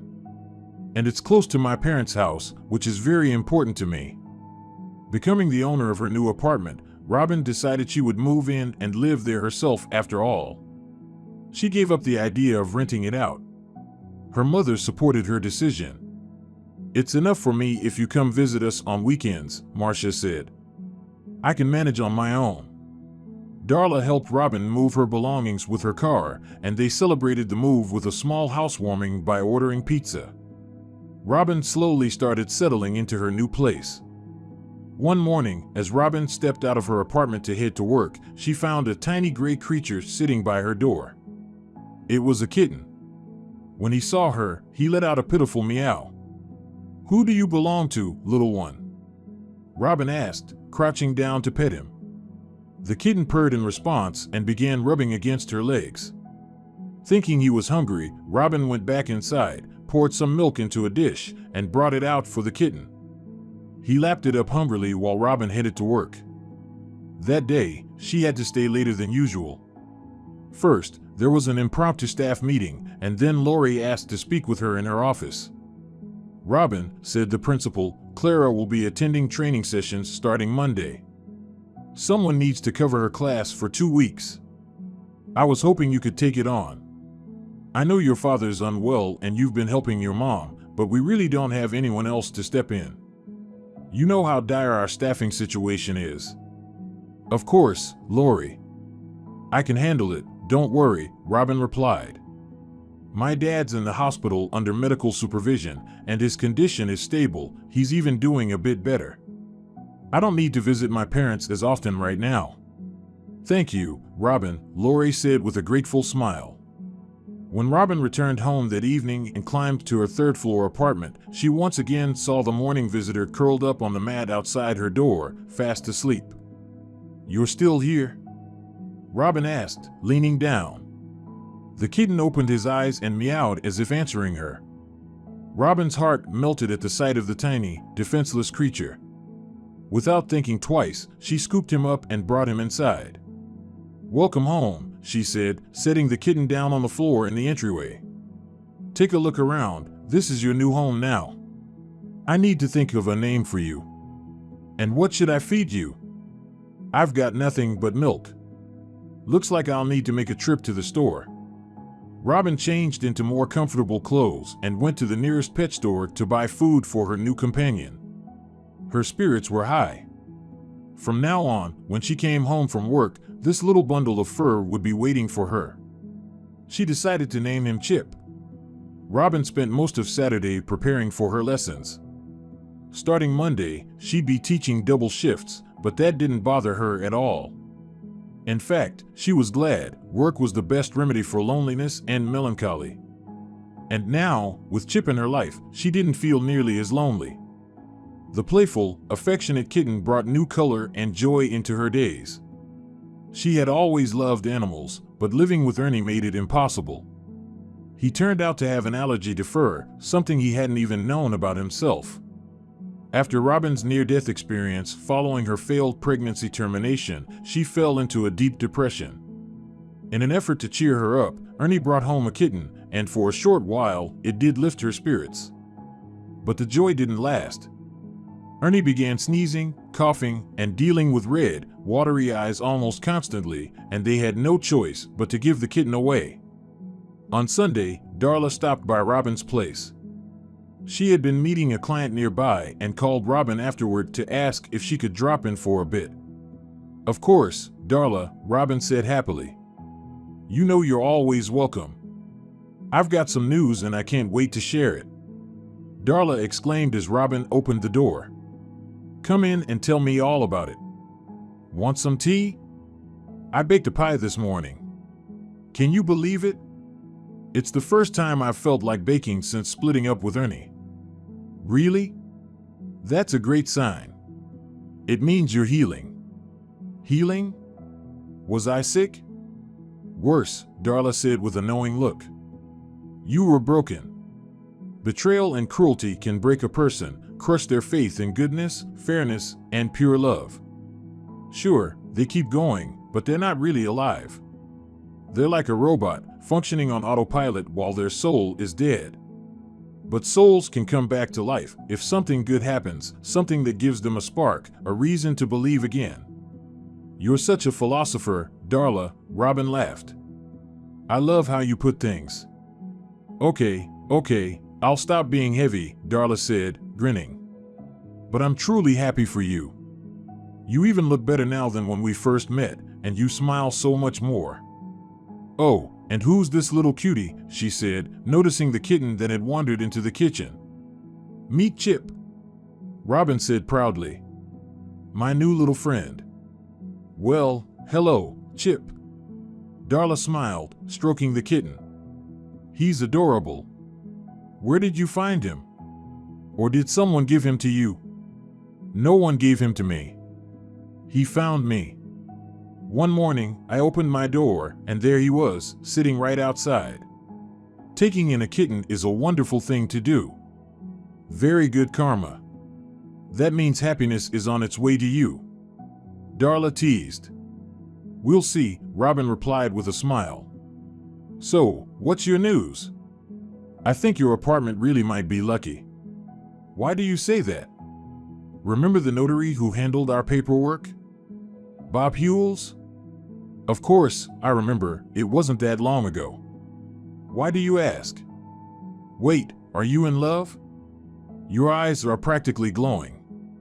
I don't know, Robin, Darla said, blushing. It's all so unexpected. Bob called me recently and asked if I'd like to meet up and go out somewhere. And? I said yes. And then? He's such an interesting man. Darla exclaimed. We couldn't stop talking. And then we spent hours chatting on the phone until 1 in the morning. We're meeting again tomorrow. But I don't understand what's happening to me. Can someone really fall in love after just one date? Why not? Falling in love is always possible as long as it's with the right person. That's what I'm scared of. What if I'm wrong? I don't know what to do. What do you do? Just be happy, Darla. Don't overthink it. The future is unpredictable anyway. But, honestly, I have a feeling Bob is a good guy. On Tuesday, while Robin was covering Clara's class, an incident happened. One of the students, Hayes Brown, got into a fight with a boy from a parallel class. The other boy claimed Hayes started it, but Hayes neither confirmed nor denied the accusation. Hayes wasn't doing well academically, despite being far from unintelligent. He rarely participated in class, was withdrawn, and hardly interacted with his classmates. The vice principal told Robin they needed to call Hayes' parents. Robin called Clara to ask her to arrange for one of Hayes' parents to come to school. Hayes is a difficult child, Clara sighed. His family went through a terrible tragedy. His mother passed away. That's awful. Poor boy. Yes. He became very withdrawn after his mom's death. It happened 3 years ago, back when Hayes was still in preschool. His dad is a really good man, though. I'll call him and ask him to come in. What happened, anyway? Hayes got into a fight. He's quiet, but he's never been aggressive before. I wish I could be there to talk to his dad myself, but these courses in another city. I'm sorry, Robin, that you have to handle this situation. On Wednesday, after lessons, Robin waited nervously for Hayes' father. Conversations like this always made her anxious. Discussing a child's behavior with parents wasn't easy, but it was part of the job. Kids didn't always act the way adults hoped they would. But this was a unique case. She would be speaking to a single father raising a child on his own. Over the years, Robin had dealt with single mothers, but this was her first time meeting a single dad, which made her even more uneasy. She was reviewing notebooks when she heard a voice. Good evening. I'm Hayes Brown's father. She turned toward the door and couldn't believe her eyes. Standing there was the very man who had narrowly avoided hitting her at the crosswalk, the same man she had later seen in the cafe. He recognized her too, and his expression changed. For a moment, they stared at each other in stunned silence before he spoke. Well, this is unexpected. You're my son Hayes' teacher? Just temporarily, for 2 weeks, Robin clarified. Still, this is incredible. So, on that day, I almost hit a teacher from my son's school? Looks like it, Vince, Robin replied, feeling awkward. But I'm glad to see you're okay. That day, you seemed really upset, like something was wrong. Was it? Something was, but it doesn't matter now. Everything's fine. Should we focus on discussing your son? Of course, that's why I'm here. As Robin spoke with Hayes' father, she couldn't shake her discomfort. She felt clumsy, as though everything she said sounded wrong, and that Vince might be silently judging her. Surely he was thinking about how reckless she'd been that day, how she'd nearly stepped in front of his car. How could someone like her, so careless, be trusted to teach children? But while Robin was wrapped up in self-criticism, Vince's thoughts were heading in a completely different direction. He looked at Robin and wondered why fate kept bringing her into his life. After his wife Kyle had died, he had sworn off the idea of a romantic relationship. He was convinced he could never love anyone again. And yet, sitting across from him was this petite, lovely woman, and he couldn't deny there was something compelling about her. He suddenly found himself wanting to know everything about her. Was she married? Did she have kids? What were her interests? What was her life like? Vince realized he was barely paying attention to her words, lost instead in his own thoughts, unable to look away. The more Vince listened to Robin and watched her expressions, the more she reminded him of Kyle. They didn't look alike, different facial features, hair, and eye color. But there was something about Robin's demeanor, her expressions, or maybe her voice that felt uncannily familiar. Vince had noticed the similarity from the very first moment he saw Robin, first at the crosswalk and then in the cafe. But he hadn't given it much thought, even though his mind sometimes drifted back to the strange encounter. Now, sitting across from her, he couldn't help but think that maybe fate was trying to tell him something. Vince glanced at his watch and stood abruptly. "Robin, I'm sorry, but I need to pick up my daughter from daycare." "Of course, Vince," Robin nodded. "I didn't know Hayes had a younger sister." "Yes, her name is Daisy. She's probably waiting for me. She often ends up being the last one in her group to get picked up since I can't make it there before 6 because of work. We don't have grandparents to help out." "What daycare does Daisy go to?" Robin asked. "Tiny Treasures Daycare. That's near my house, a lovely place." "It is. It was built just last year, very modern with great facilities, even a pool. Daisy loves it there, and the staff is amazing." "Wait, does that mean we're heading in the same direction? Or do you have more work to finish?" "No, I'm done for today," Robin replied. "I've been working double shifts lately, and besides, Chip is waiting for me at home." "Chip?" Vince tilted his head, trying to place the name. "Is that your husband? Your son?" Robin laughed. "Chip is my cat." "Oh, I see. We have Fairy at home, our cat. The kids adore him." "Well then, shall we go since we're heading the same way?" "Sure," Robin agreed. "You go ahead, I'll just turn off the computer and lock up the classroom." As they stepped out of the school building, Vince sighed and said, "Hayes used to be so different. He was 6 years old when Kyle passed. My wife, she died 3 years ago. A drunk driver crashed into the bus stop where she was waiting. That's awful." "I'm so sorry, Vince." "Was the driver held accountable?" "Thank you, Robin." "Yes, there was a trial. He got 12 years. But does that bring Kyle back? I still can't wrap my head around how anyone could drive under the influence. Not only are they putting themselves at risk, but they're endangering everyone else, too. It's pure irresponsibility." "I completely agree," Robin nodded. "Alcohol has caused so much suffering, so many crimes, broken families. I truly feel for you, Vince. No one should have to endure such loss." "Hayes hasn't been the same since," Vince admitted. "He went from being a cheerful, outgoing kid to withdrawn and sad. Daisy was only 2 at the time, so she doesn't really remember her mom, just the photos. But for Hayes, it was a huge trauma. I even took him to a child psychologist, but it didn't seem to help much. He struggles in school and doesn't socialize much. The only thing he truly enjoys is drawing. I wanted to enroll him in art school, but he flat out refused. Instead, he spends hours at home filling sketchbooks with paintings and drawings. I've seen Hayes work, Robin said.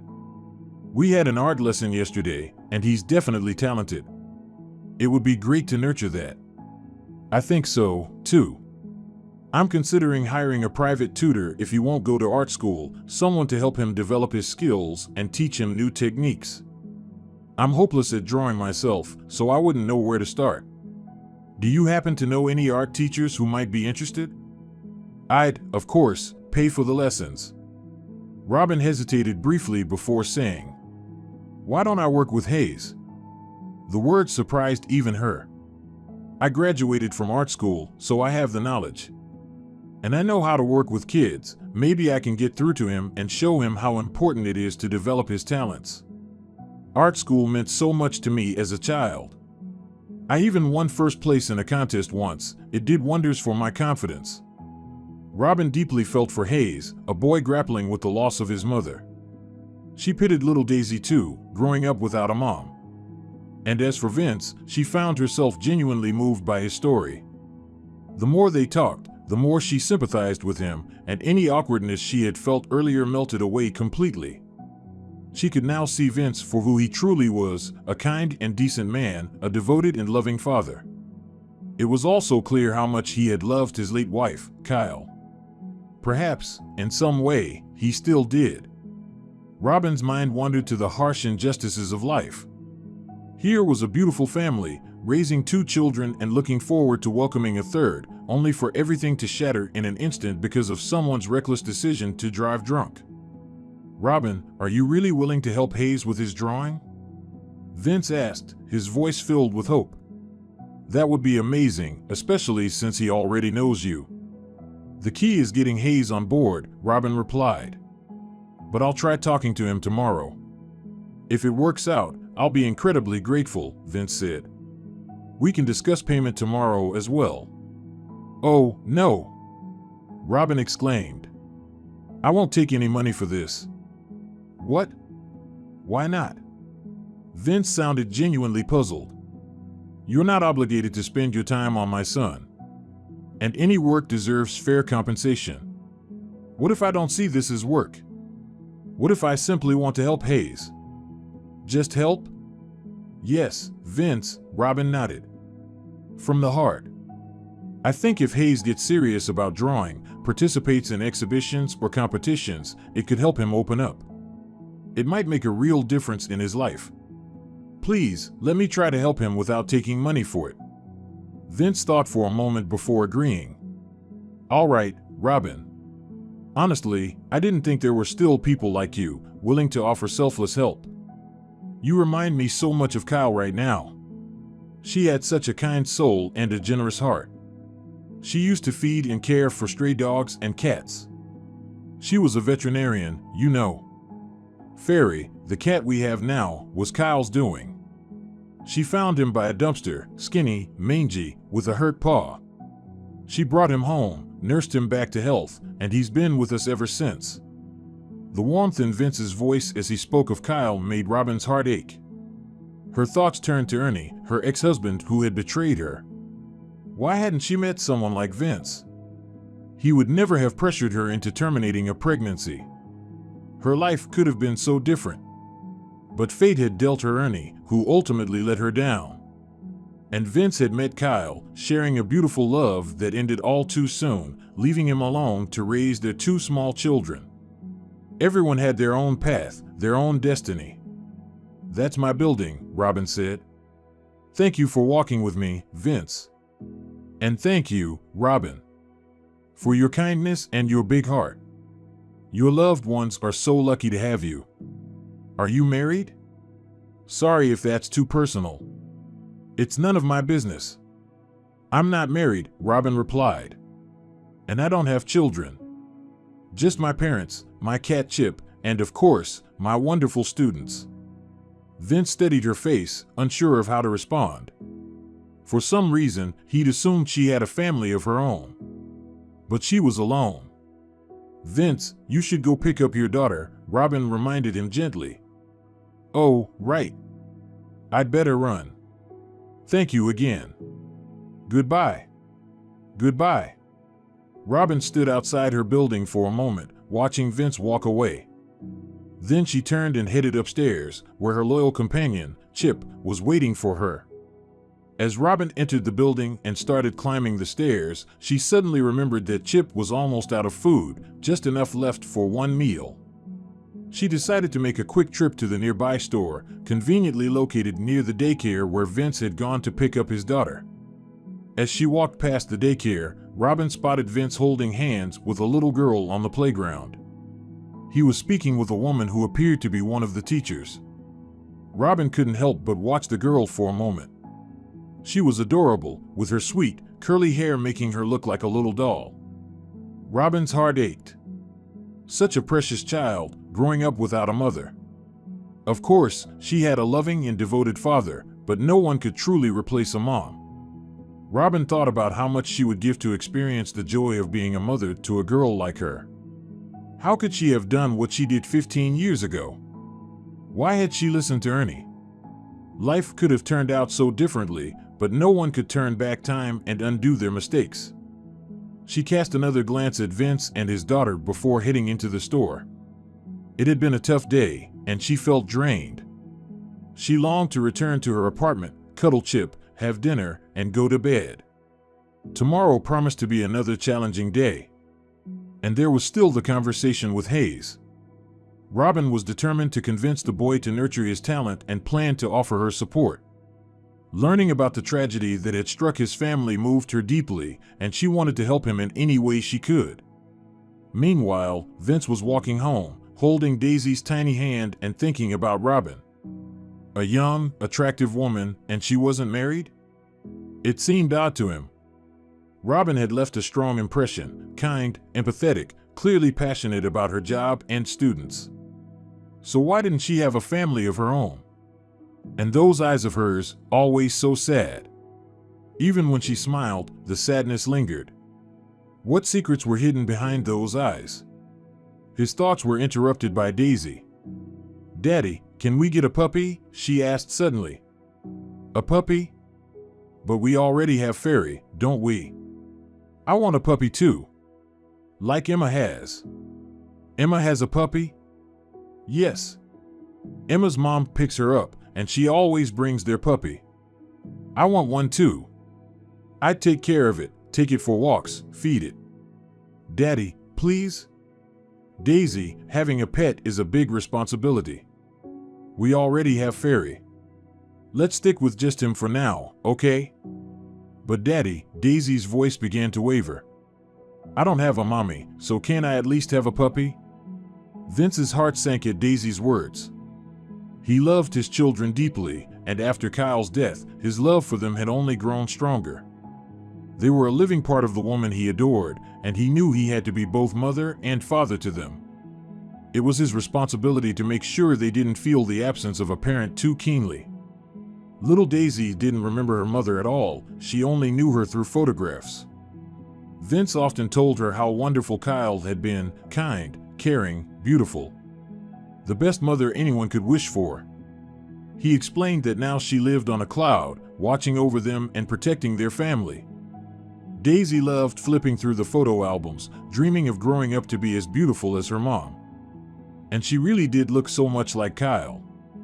"Sweetheart," Vince said, stopping to hug Daisy tightly, "I promise I'll think about getting a puppy, okay?"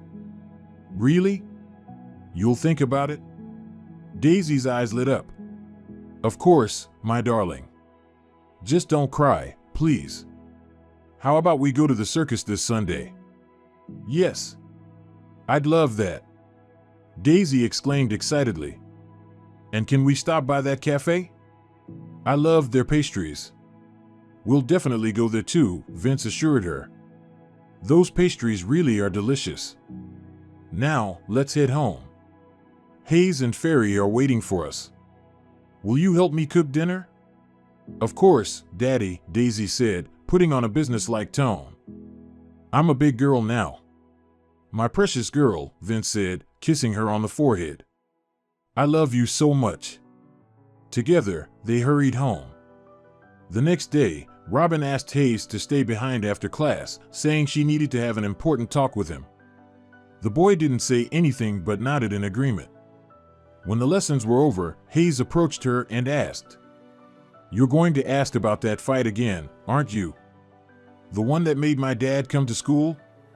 No, Hayes, Robin said gently. I wanted to talk about something else. Please, have a seat. Hayes obediently sat at the front desk, facing her. I know you love drawing, Robin began. Your dad told me about it yesterday, and I've also seen the sketches in your notebook. I think you're very talented, Hayes. But talent needs to be nurtured. Do you understand what I mean? Hayes nodded slightly. Tell me, Robin continued, have you ever thought about attending art school? I think you'd enjoy it. No, Hayes said, shaking his head firmly. Okay, Robin said thoughtfully. What if someone, like a teacher who also loves drawing, offered to help you improve your skills? How would you feel about that? Hayes shrugged, unsure of how to respond. Hayes, I know I've only been teaching your class for a short time, but I can tell you're a thoughtful, talented boy. How about this? I could work with you on your drawing twice a week. We'll give it a try, and if you don't like it, we can stop. What do you think? Did my dad hire you for this? Hayes asked after a pause. No, Hayes, Robin reassured him quickly. He didn't. I wouldn't take any money for this. I just want to help because I love drawing too. I even went to art school when I was your age. I thought about becoming an artist, but in the end, I chose to be a primary school teacher. And I love my job. I just want to help you explore your talent. You do it for free? Hayes asked skeptically. Yes, absolutely for free. You don't have anything better to do? Hayes snapped, his eyes flashing with defiance, making Robin feel uneasy. Of course, I have plenty to do, Robin said, keeping her tone calm. But what's wrong with wanting to help a talented student? I don't need anyone's help. I can do it on my own, Hayes said sharply, standing up. And I don't need your pity. Do you think I don't know this is all because I don't have a mom? Hayes, Robin said, her voice filled with concern. I didn't mean to upset you. Please forgive me if my words came out wrong. I'm leaving. Goodbye, Hayes replied and walked toward the door. Robin noticed a glimmer of tears in his eyes before he left. Robin was left alone, feeling utterly confused. Hayes wasn't an easy child, that much was clear. Even a child psychologist couldn't reach him. She had offered to help from the bottom of her heart, believing he might accept, but his reaction had left her feeling guilty. Somehow, unintentionally, she had touched a raw nerve, and now she couldn't stop thinking about how her words had brought him to tears. Why aren't you heading home? Lori's voice broke the silence as she entered the classroom. You're already working double shifts, and now you're staying late after class. Did something happen? Robin explained her conversation with Vince the previous day and how she tried to offer Hayes help, only for it to backfire. Yeah, he's a tough kid, Lori said, nodding empathetically. But don't beat yourself up. It's not your fault. Hayes might think about what you said and change his mind. He lashed out because he's hurting. Growing up without a mother has left a deep wound. He's still a child, even if life forced him to grow up too fast after everything his family's been through. I just wanted to help, to break through to him somehow. Or maybe to Vince. Lori asked with a knowing smile. What? No, of course not. Robin exclaimed, startled. Don't get upset, Lori said warmly. You know I think of you like a daughter. I'm older than you, and I've learned a thing or two about people. I think you and Vince could be happy together. His kids need a mother, and you have so much love to give. I believe you could even fall in love with each other." "I don't know," Robin muttered, wishing she could vanish from embarrassment. "Honestly, I just wanted to help Hayes. I never thought about anything like that with his father." "Well, whether you thought about it or not, go home now. You need rest too," Lori said, leaving Robin even more flustered. As Robin sat alone in the quiet classroom, Lori's words echoed in her mind. Was she right? Did Robin feel more than just compassion for this family? Vince had left a strong impression on her, that much was true. She had thought about him after their encounters, first on the road, then at the cafe. And now that she knew he wasn't married. Stop it, Robin told herself firmly. There was no point in rushing to conclusions or dreaming up fantasies. After all, there was no guarantee that Vince felt anything for her. He had loved his wife so deeply. Still, the thought that fate might have brought them together more than once lingered in her mind. "Dad, did you ask my teacher to give me drawing lessons?" Hayes asked Vince when he got home from work. "No, son," Vince replied. "She offered on her own. I think it's a great idea. What do you think?" "I said no," Hayes muttered. "Why?" "You love drawing, and Robin's a great teacher. She even graduated from art school. She still paints, too. I've seen her work, and it's really good." "Where did you see her paintings?" Hayes asked, surprised. "Were you at her house?" "No," Vince replied. "I found her profile on social media. She's posted photos of her work there. I can show you if you want." Hayes stared at his father for a moment, then turned and walked to his room without saying another word. Vince had answered honestly, as he always tried to do with his children. He couldn't stand lying and made a point of teaching his kids never to deceive anyone. Unless it was a necessary lie to protect someone, though that, he felt, was a different matter entirely. To Vince, dishonesty was something he found truly abhorrent.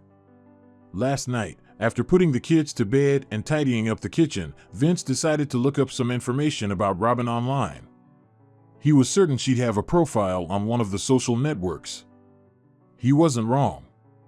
He quickly found her account, and to his relief, her profile was public, allowing him to browse through all the photos she'd shared. Robin had 3 photo albums, and one of them was titled My Passion. In it, she'd uploaded pictures of her artwork, oil paintings, pastel sketches, and pencil drawings.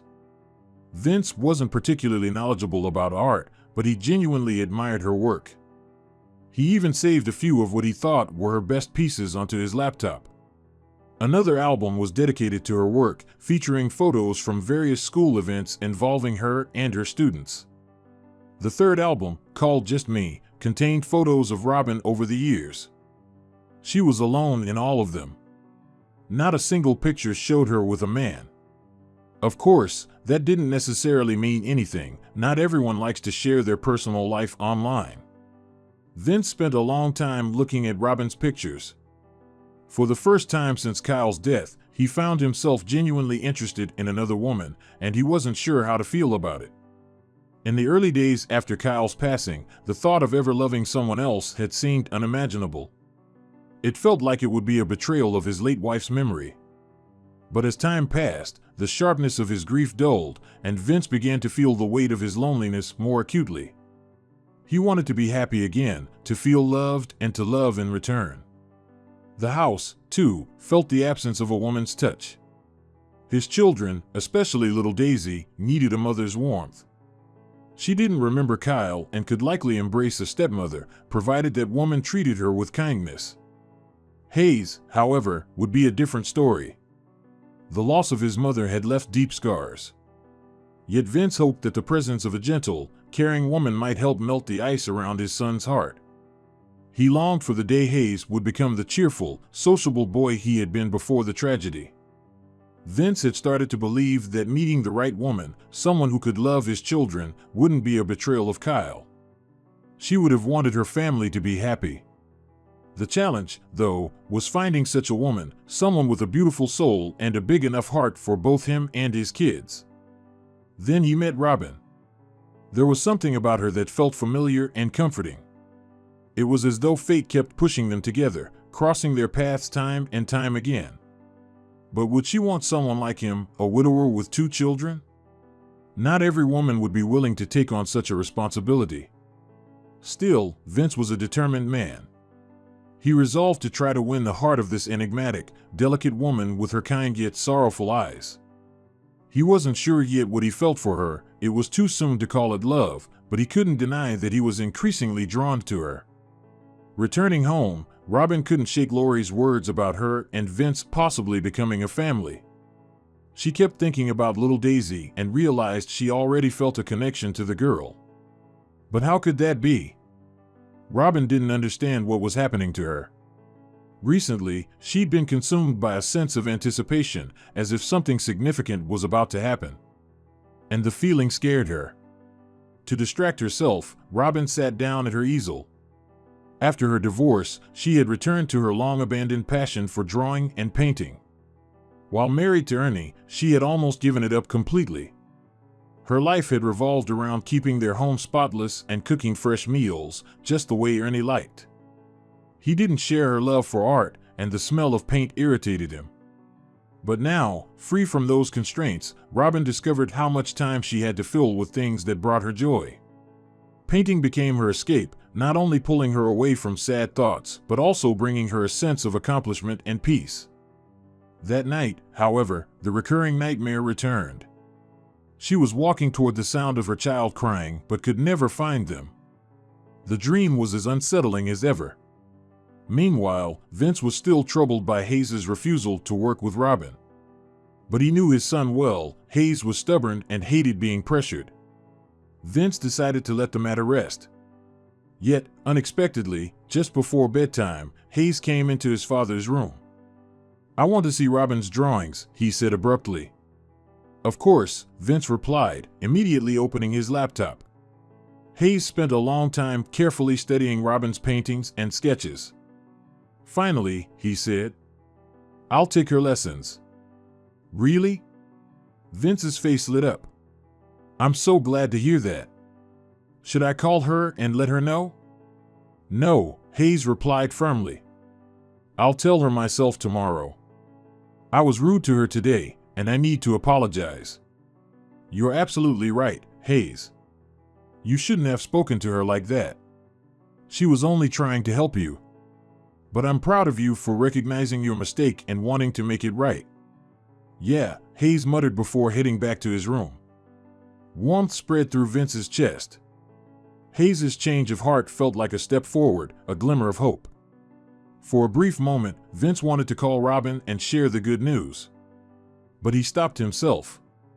This was Hayes' decision, and he deserved to handle it in his own way. Besides, it was late, and Robin might already be asleep.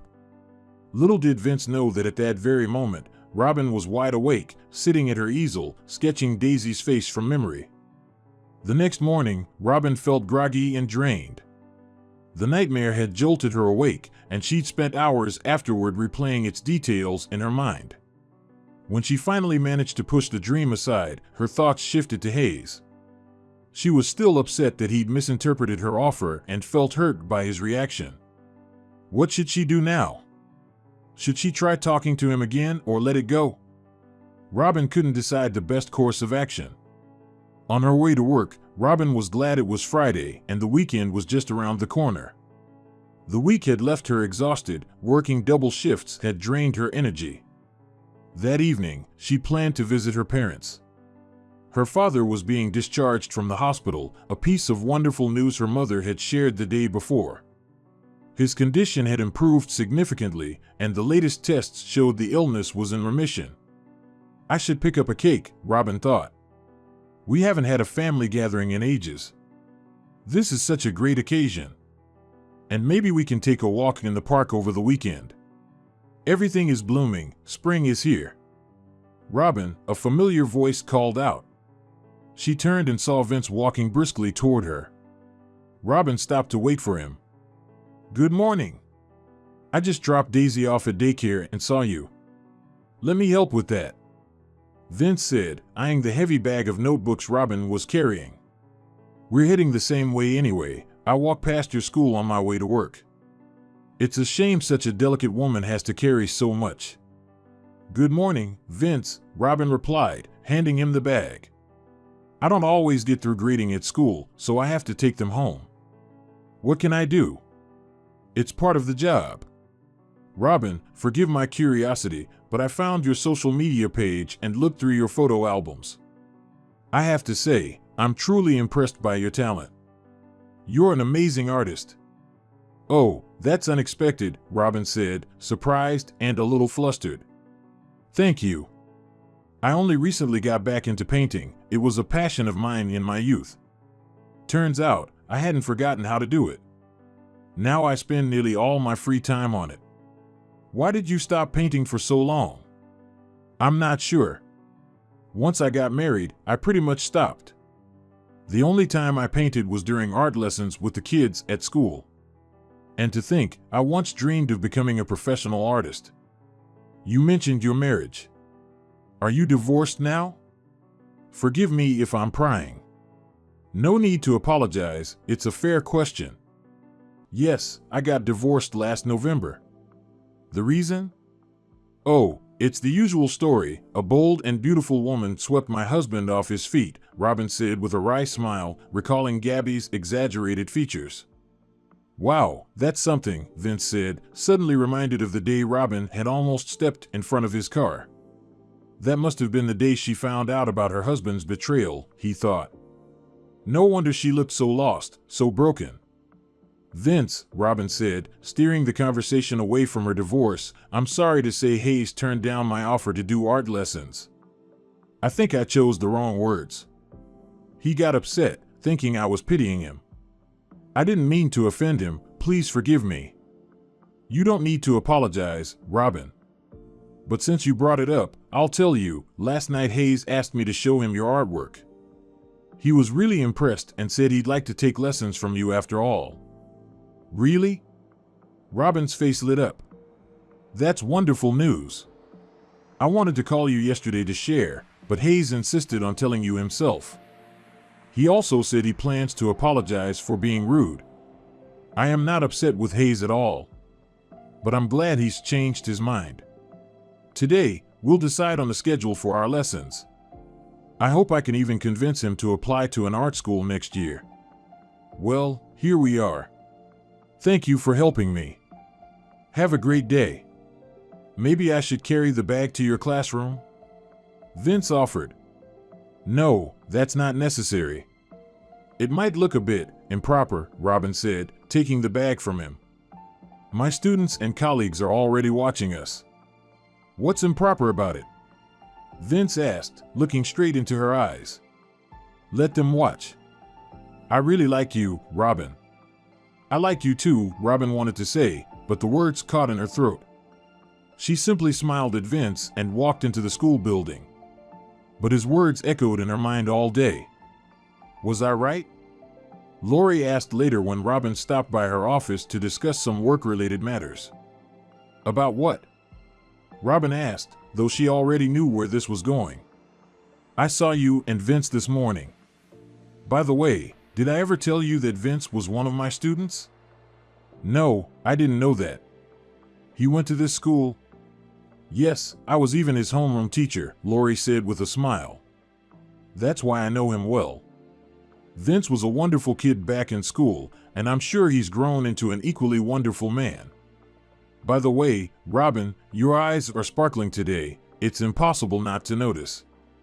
He told me he likes me, Robin admitted, her mood so bright she couldn't help but share her joy. You see? Things are falling into place, Lori said encouragingly. I told you, didn't I? Divorce isn't the end of the world, it's often the beginning of something new and beautiful. Remember? I remember. But it's too early to say if anything will come of this. I'm confident it will, Lori said warmly. You're not put off by the fact that he has 2 kids, are you? Not at all, Lori. You know about my situation, I can't have children of my own. I'd actually be thrilled to connect with Hayes and Daisy, to become not just their friend, but someone who can give them warmth and care. See? You're already imagining yourself as part of Vince's family, and that means things are moving in the right direction. You deserve to be happy, Robin. Good luck. Vince couldn't stop thinking about Robin all day. He was glad he had finally told her how he felt. Even though she hadn't responded verbally, her eyes had said it all. He'd caught the spark, the unmistakable sign that she wasn't indifferent to him either. Vince decided he would call Robin soon and invite her on a date. There was a connection between them, it was obvious. Why waste time? They'd both been through so much, and their meeting on that road wasn't just chance, it was destiny.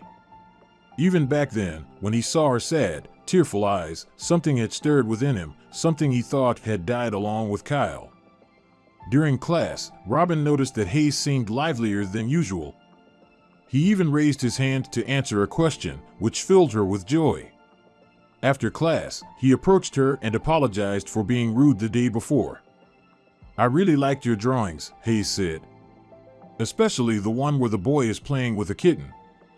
Would you like me to give it to you?" Robin offered. "Really? You'd give it to me?" Hayes exclaimed, his eyes lighting up. "You wouldn't mind?" "Not at all. Why would I mind? If my art brings joy to someone, that makes me happy. I'll bring it for you on Monday." "Thanks," Hayes said, smiling faintly. It was the first time Robin had seen him smile. They agreed to start their drawing lessons in a week, once Clara returned and Robin no longer had to cover for her. That night, as Robin lay in bed, she reflected on the day. It had been so long since she'd had such a good day, filled with uplifting moments. In the morning, the man she liked had admitted his feelings for her. Later, the issue with Hayes had been resolved better than she'd hoped. And the evening? She'd spent it with her parents, celebrating her father's discharge from the hospital. Her mom had made a delicious dinner, Robin had brought a cake, and her dad was in high spirits, joking and laughing. Her mom's eyes had sparkled with tears of happiness. For the first time since she'd discovered Ernie's betrayal, Robin fell asleep feeling truly content. That same evening, Vince was tucking Daisy into bed and reading her a story. "Daddy, if I had a magic wand, do you know what I'd wish for?" Daisy asked. "And what would that be?" Vince asked, gently brushing her blonde curls. "I'd wish for a mom," Daisy sighed. "Everyone else has a mom, but I don't. Why does my mom live on a cloud? Can't she come back to us?" "No, sweetheart," Vince said softly. "Mommy Kyle can't come back to us." "Could I have another mom?" Daisy asked hesitantly. "Not Mommy Kyle, but another mom?" Vince paused, unsure how to answer his daughter's question. Not long ago, he would have told her that a mother could only be one person. But now, as he thought about Robin, he realized she might just be the woman who could not only become his wife, but also a mother to his children. "Daisy, I'd like to introduce you to someone very special," Vince said.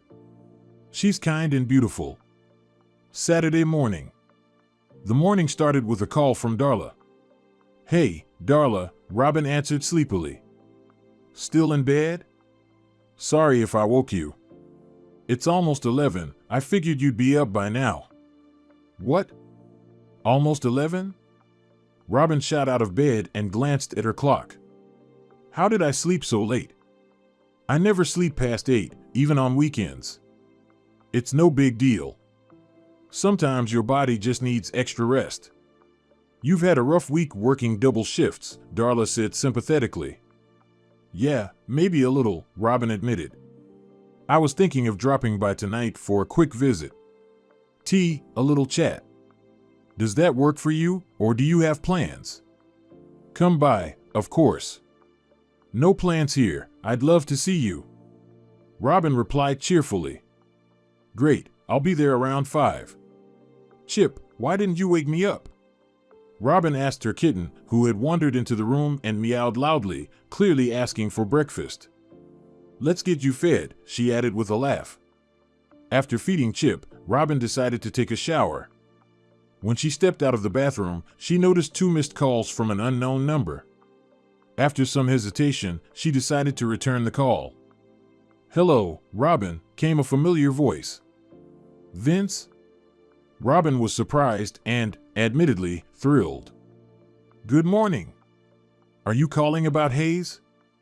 "No. I wanted to ask, do you like the circus?" "The circus?" Robin asked, even more surprised.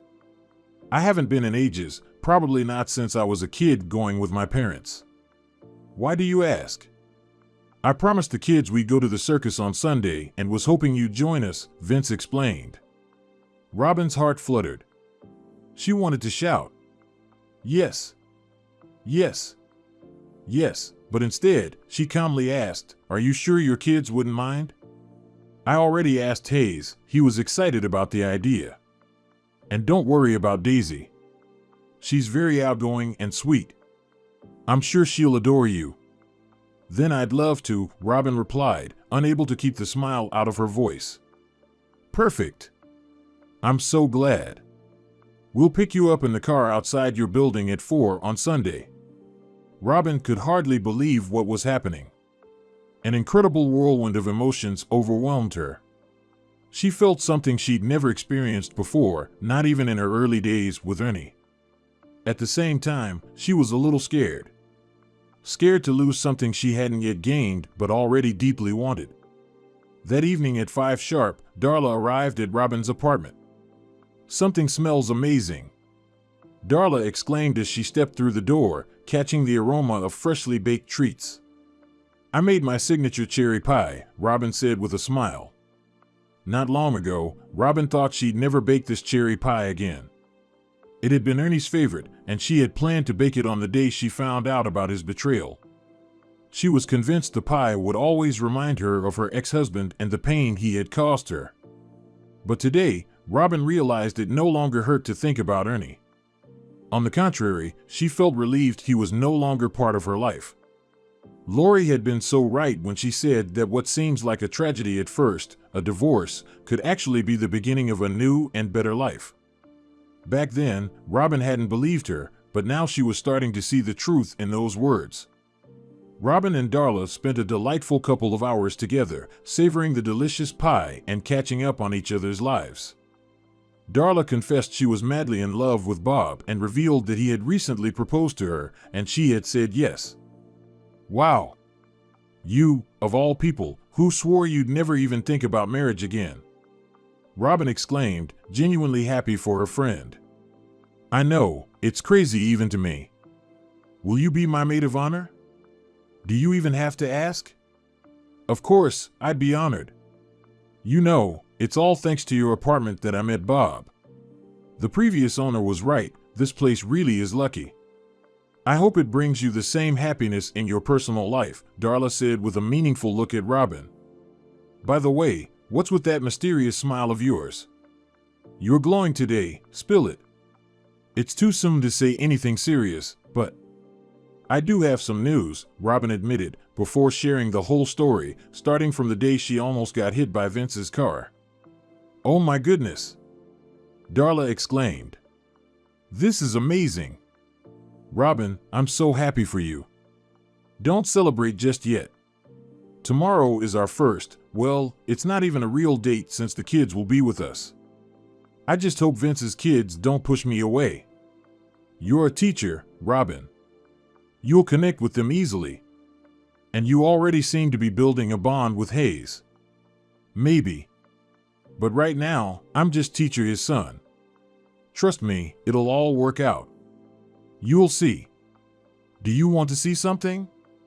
Robin asked, leaving the room and returning with the portrait of Daisy she had just finished that day. "What a sweet little girl," Darla said. "Who is she?" "She's Vince's daughter, Daisy.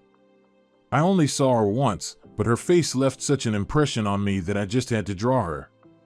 Darla, I know this sounds strange, but when I look at this little girl, it feels like she's my own daughter. I only saw her one time, yet I feel such tenderness toward her. How is that even possible?" "It's fate, Robin," Darla said warmly.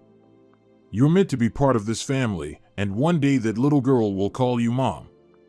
"You can't imagine how much I dream of that," Robin said with a wistful smile. For so many years, I thought no one would ever call me Mom. On Sunday morning, Robin couldn't sit still. She was nervous about meeting Vince and his kids. She went through her entire wardrobe, trying to decide what to wear. She experimented with her hair, debating how best to style it. In the end, she chose a dress she had bought for her 30th birthday but hadn't worn since. She decided to leave her hair down, something she hadn't done in a long time. Exactly at 4 p.m., Robin stepped out of her building and immediately spotted Vince's familiar car. Life is strange, she thought. Back in October, she had almost been killed by this car, and now it was about to take her toward what she hoped would be happiness. When Vince saw her, he got out of the car with a bright bouquet in hand. Daisy hopped out after him and cheerfully called, "Hi." "Hello, Daisy," Robin replied warmly. "You're such a sweetheart. And you're so pretty." Daisy exclaimed. "You look amazing, Robin," Vince said with a smile, handing her the bouquet. "Thank you, Vince," Robin said, inhaling the flower's fresh scent. "I think I'll go back up and put these in water. I wouldn't want them to wilt. Do we have time?" "Of course," Vince nodded. "The show starts in an hour, and it's only a 20-minute drive. We have plenty of time." Robin hurried back to her apartment, selected a beautiful vase, filled it with water, and arranged the bouquet. She admired it for a moment, feeling a warm glow. Her ex-husband had never given her flowers, citing his allergies. How did I live with Ernie for so many years? Robin wondered to herself. It seemed unbelievable now that she could have loved him so deeply, or did she ever truly love him? In hindsight, it felt like a strange illusion because he was clearly never meant to be her partner. His image was fading from her memory, and she had even discarded their photos to erase any reminders of their time together. That Sunday turned out to be one of the best days of Robin's life. After the entertaining circus performance, she, Vince, and the kids went to a cafe, ordered pizza and pastries, and had a wonderful time. Daisy was enchanted by Robin and chatted nonstop about her preschool, her favorite cartoons and fairy tales, and her dream of having a dog. Robin delighted in talking with Daisy, her heart swelling with affection for this charming little girl. After dinner, Hayes and Daisy wanted to play on the large playground near the cafe. "Are you in a hurry?" Vince asked Robin. "Not at all. Let the kids have some fun," Robin replied with a smile. They sat on a bench, watching the children play. "How did you like the pizza and pastries?" Vince asked. "The food here is usually pretty good." "I enjoyed it," Robin said. "It was delicious. Although I rarely buy baked goods, I love baking them myself." "That's right," Vince said, his expression softening. "I remember you mentioned that the day we met at the cafe, when I was buying pastries for the kids. You remembered that?" Robin asked, surprised. "Of course. I couldn't stop thinking about you after that. I'll admit, I thought about you too. When you showed up at the school, I wanted to disappear out of embarrassment." "Why?" "Well, our first meeting wasn't exactly ideal. I stepped into the road on a red light, and you almost hit me. I was sure you'd think I wasn't fit to teach kids." "That's nonsense," Vince said firmly. "I didn't think anything like that. I could tell something bad had happened to you that day. You found out about your husband's affair then, didn't you?" "Yes. I had gone to the store and realized I forgot my bank card. When I came back, I overheard Ernie talking to his lover. If not for that moment, who knows how much longer I would have been in the dark." "I'd love to see this, Ernie," Vince said suddenly. "Why?" Robin asked, puzzled. "I just want to know what kind of idiot could betray a woman like you." "I guess I'm not as wonderful as you think," Robin said with a sad smile. She felt so at ease and happy sitting next to Vince that she didn't want the evening to end. But eventually, it was time to say goodbye. "Thank you for inviting me to the circus," Robin said as Vince dropped her off at her building. "I haven't had such a wonderful time in ages. Miss Robin, will you come visit us?" Daisy asked. If you invite me, I'll come, Robin said, smiling. Yay! Daisy cheered. I'll show you all my toys and books. Deal. Robin and Vince stepped out of the car, and Vince walked her to her building's entrance.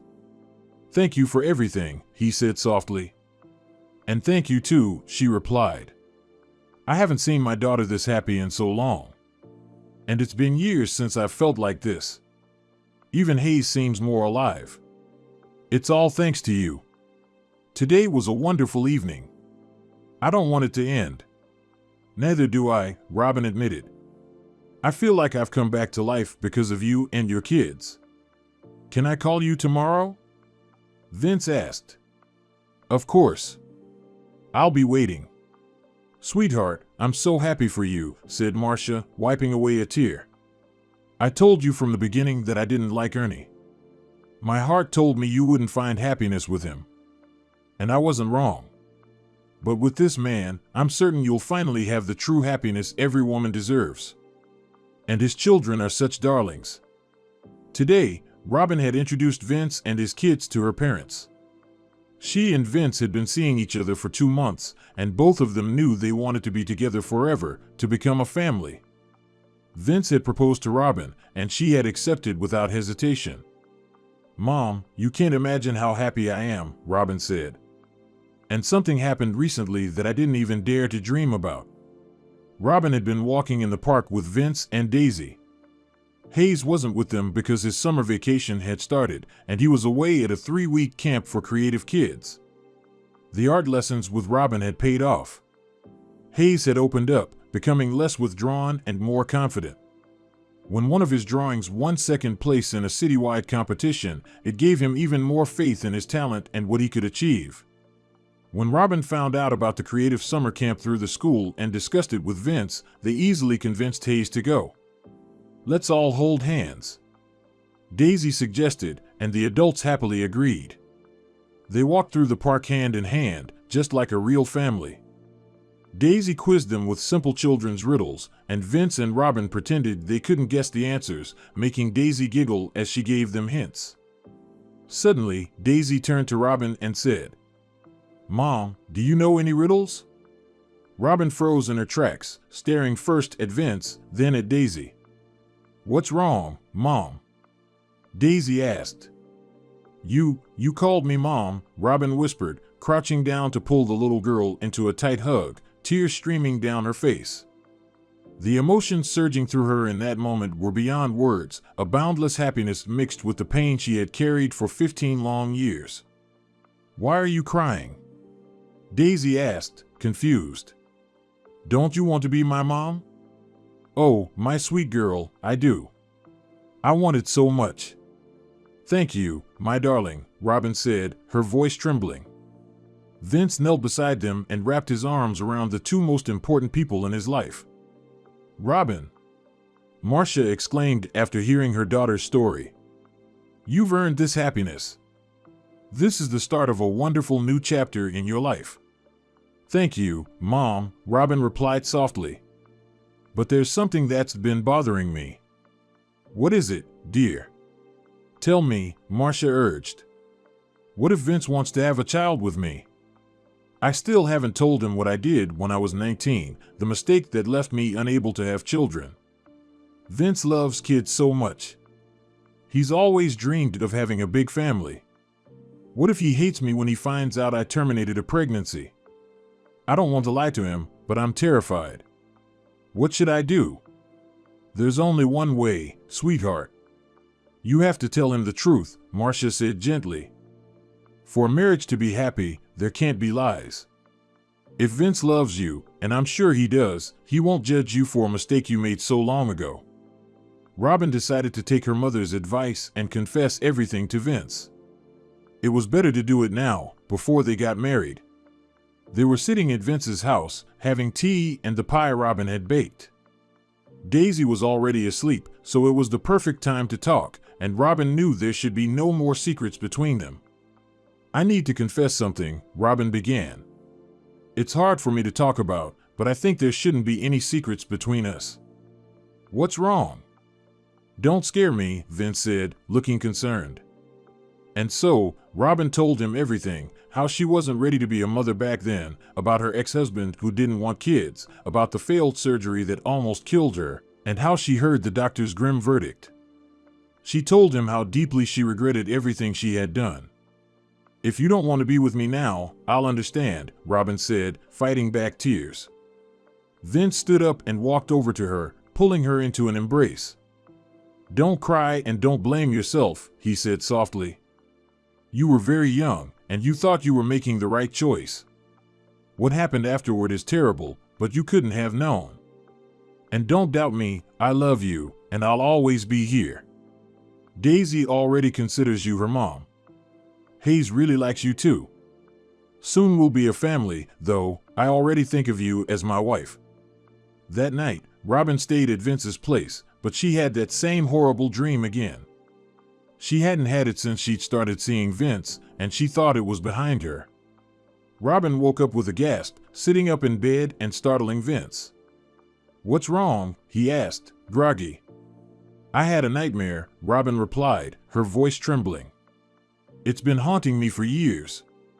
She told him about the dream, how she heard her child crying but couldn't find them. "Maybe it's the cry of my unborn child," Robin said. "Maybe it's my punishment for what I did. It'll haunt me for the rest of my life." "That's strange," Vince said quietly. "I sometimes hear a child crying in my dreams too, and I always think it's my child. I didn't tell you, but when Kyle died, she was pregnant." "Really?" Robin gasped. "How unfair. So, you lost not only your wife but your child too." "Yeah," Vince said, his voice heavy with emotion. "It made the pain twice as bad." In August, Vince and Robin got married. They didn't want a big celebration, so they kept it small, celebrating at a cafe with just their closest family and friends. Of course, Hayes and Daisy were there, looking adorable in their fancy outfits, and they couldn't have been happier. After the wedding, Robin moved into Vince's apartment, and Chip came with her. It took a little while for Ferry the cat to accept the new roommate, and he spent the first few days making it clear who was in charge. But eventually, the two cats learned to coexist peacefully. A few months passed, and Daisy's 6th birthday was coming up. Vince and Robin started discussing what gift to get her. They knew how much Daisy wanted a dog, so they decided to surprise her with a Yorkshire Terrier puppy, the breed she loved most. Daisy was over the moon. She hugged both her dad and mom in turn, thanking them for making her dream come true. Hayes was happy too about having another pet in the house. The only ones who weren't thrilled were Ferry and Chip, who watched the new addition suspiciously from the back of the couch. Robin felt like the happiest woman alive. The only thing that still bothered her was that the disturbing dreams hadn't stopped. In fact, they were becoming more frequent. One night, after waking up from another nightmare and accidentally disturbing Vince, he pulled her into an embrace and said, "Robin, I've been thinking about this for a while, but I haven't had the courage to say it. You regret what happened with your newborn, and I've never been able to accept that my 3rd child never got a chance to be born. What are you trying to say?" Robin didn't quite understand where he was going with this. "What if we adopt a baby?" Vince asked. "Are you serious?" Robin was taken aback. "Absolutely. Of course, this baby won't replace our unborn children, and it doesn't need to. We'll just love him and raise him as our own. Think about it." "You know what? I won't even think twice," Robin said excitedly. "I've dreamed about this for years. I'm in." That year, spring came early, bringing warmth and a burst of flowers. Robin and Vince were walking through the park. Vince was pushing the stroller with little Mike, their adopted son, fast asleep inside. They had all grown to love him, and they cared for him as their own. Daisy and Hayes were walking ahead, chatting excitedly about something. "Mom, do we have any water?" "I'm thirsty," Daisy asked, turning to Robin. "Oh no, I left the bottle on the table at home," Robin said, checking her bag. "You go ahead, and I'll stop at that shop over there and catch up. Mike wakes up if the stroller stops for too long." Robin hurried to the shop, and suddenly she heard someone call her name. The voice was so familiar. Turning around, Robin saw Ernie. Her ex-husband had changed. He looked thinner, more worn out, and older, at least in her eyes.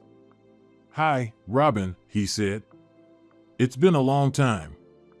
You look great." "Yeah, it has been." "Hi, Ernie," Robin replied, her voice neutral. She didn't feel anything for this man anymore.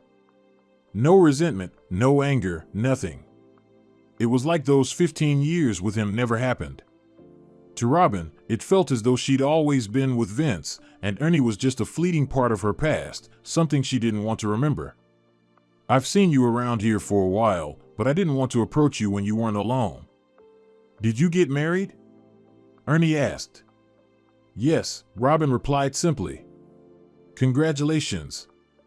I see those older kids aren't yours, but the one in the stroller, your child?" "Yes," Robin answered. "But how? You, managed to have a baby?" Ernie asked, genuinely surprised. "Why does it matter, Ernie? These kids are all mine. My life doesn't involve you anymore." "Sorry, I just wanted to say I'm happy for you. It looks like everything's worked out for you, without me." "Thanks, Ernie. Honestly, I'm even grateful to you and to Gabby for leaving me alone. In the end, I found real happiness, met my fate, and became a mom. How about you? I heard Gabby's expecting a baby?" "Well." Ernie waved his hand dismissively and grimaced. "I've been divorced from Gabby for a while now. The baby wasn't mine, she was seeing some other guy while we were together. And you know what's the most interesting part?" "What?" Robin asked, intrigued despite herself. "I found out the same way you did, by overhearing her phone conversation. She was calling me the old man and saying, 'Well, never mind.' So, Robin, I couldn't build a happy life without you. If I could only turn back time and fix everything. I'm sorry for not valuing you. Honestly, you were the best thing that ever happened to me.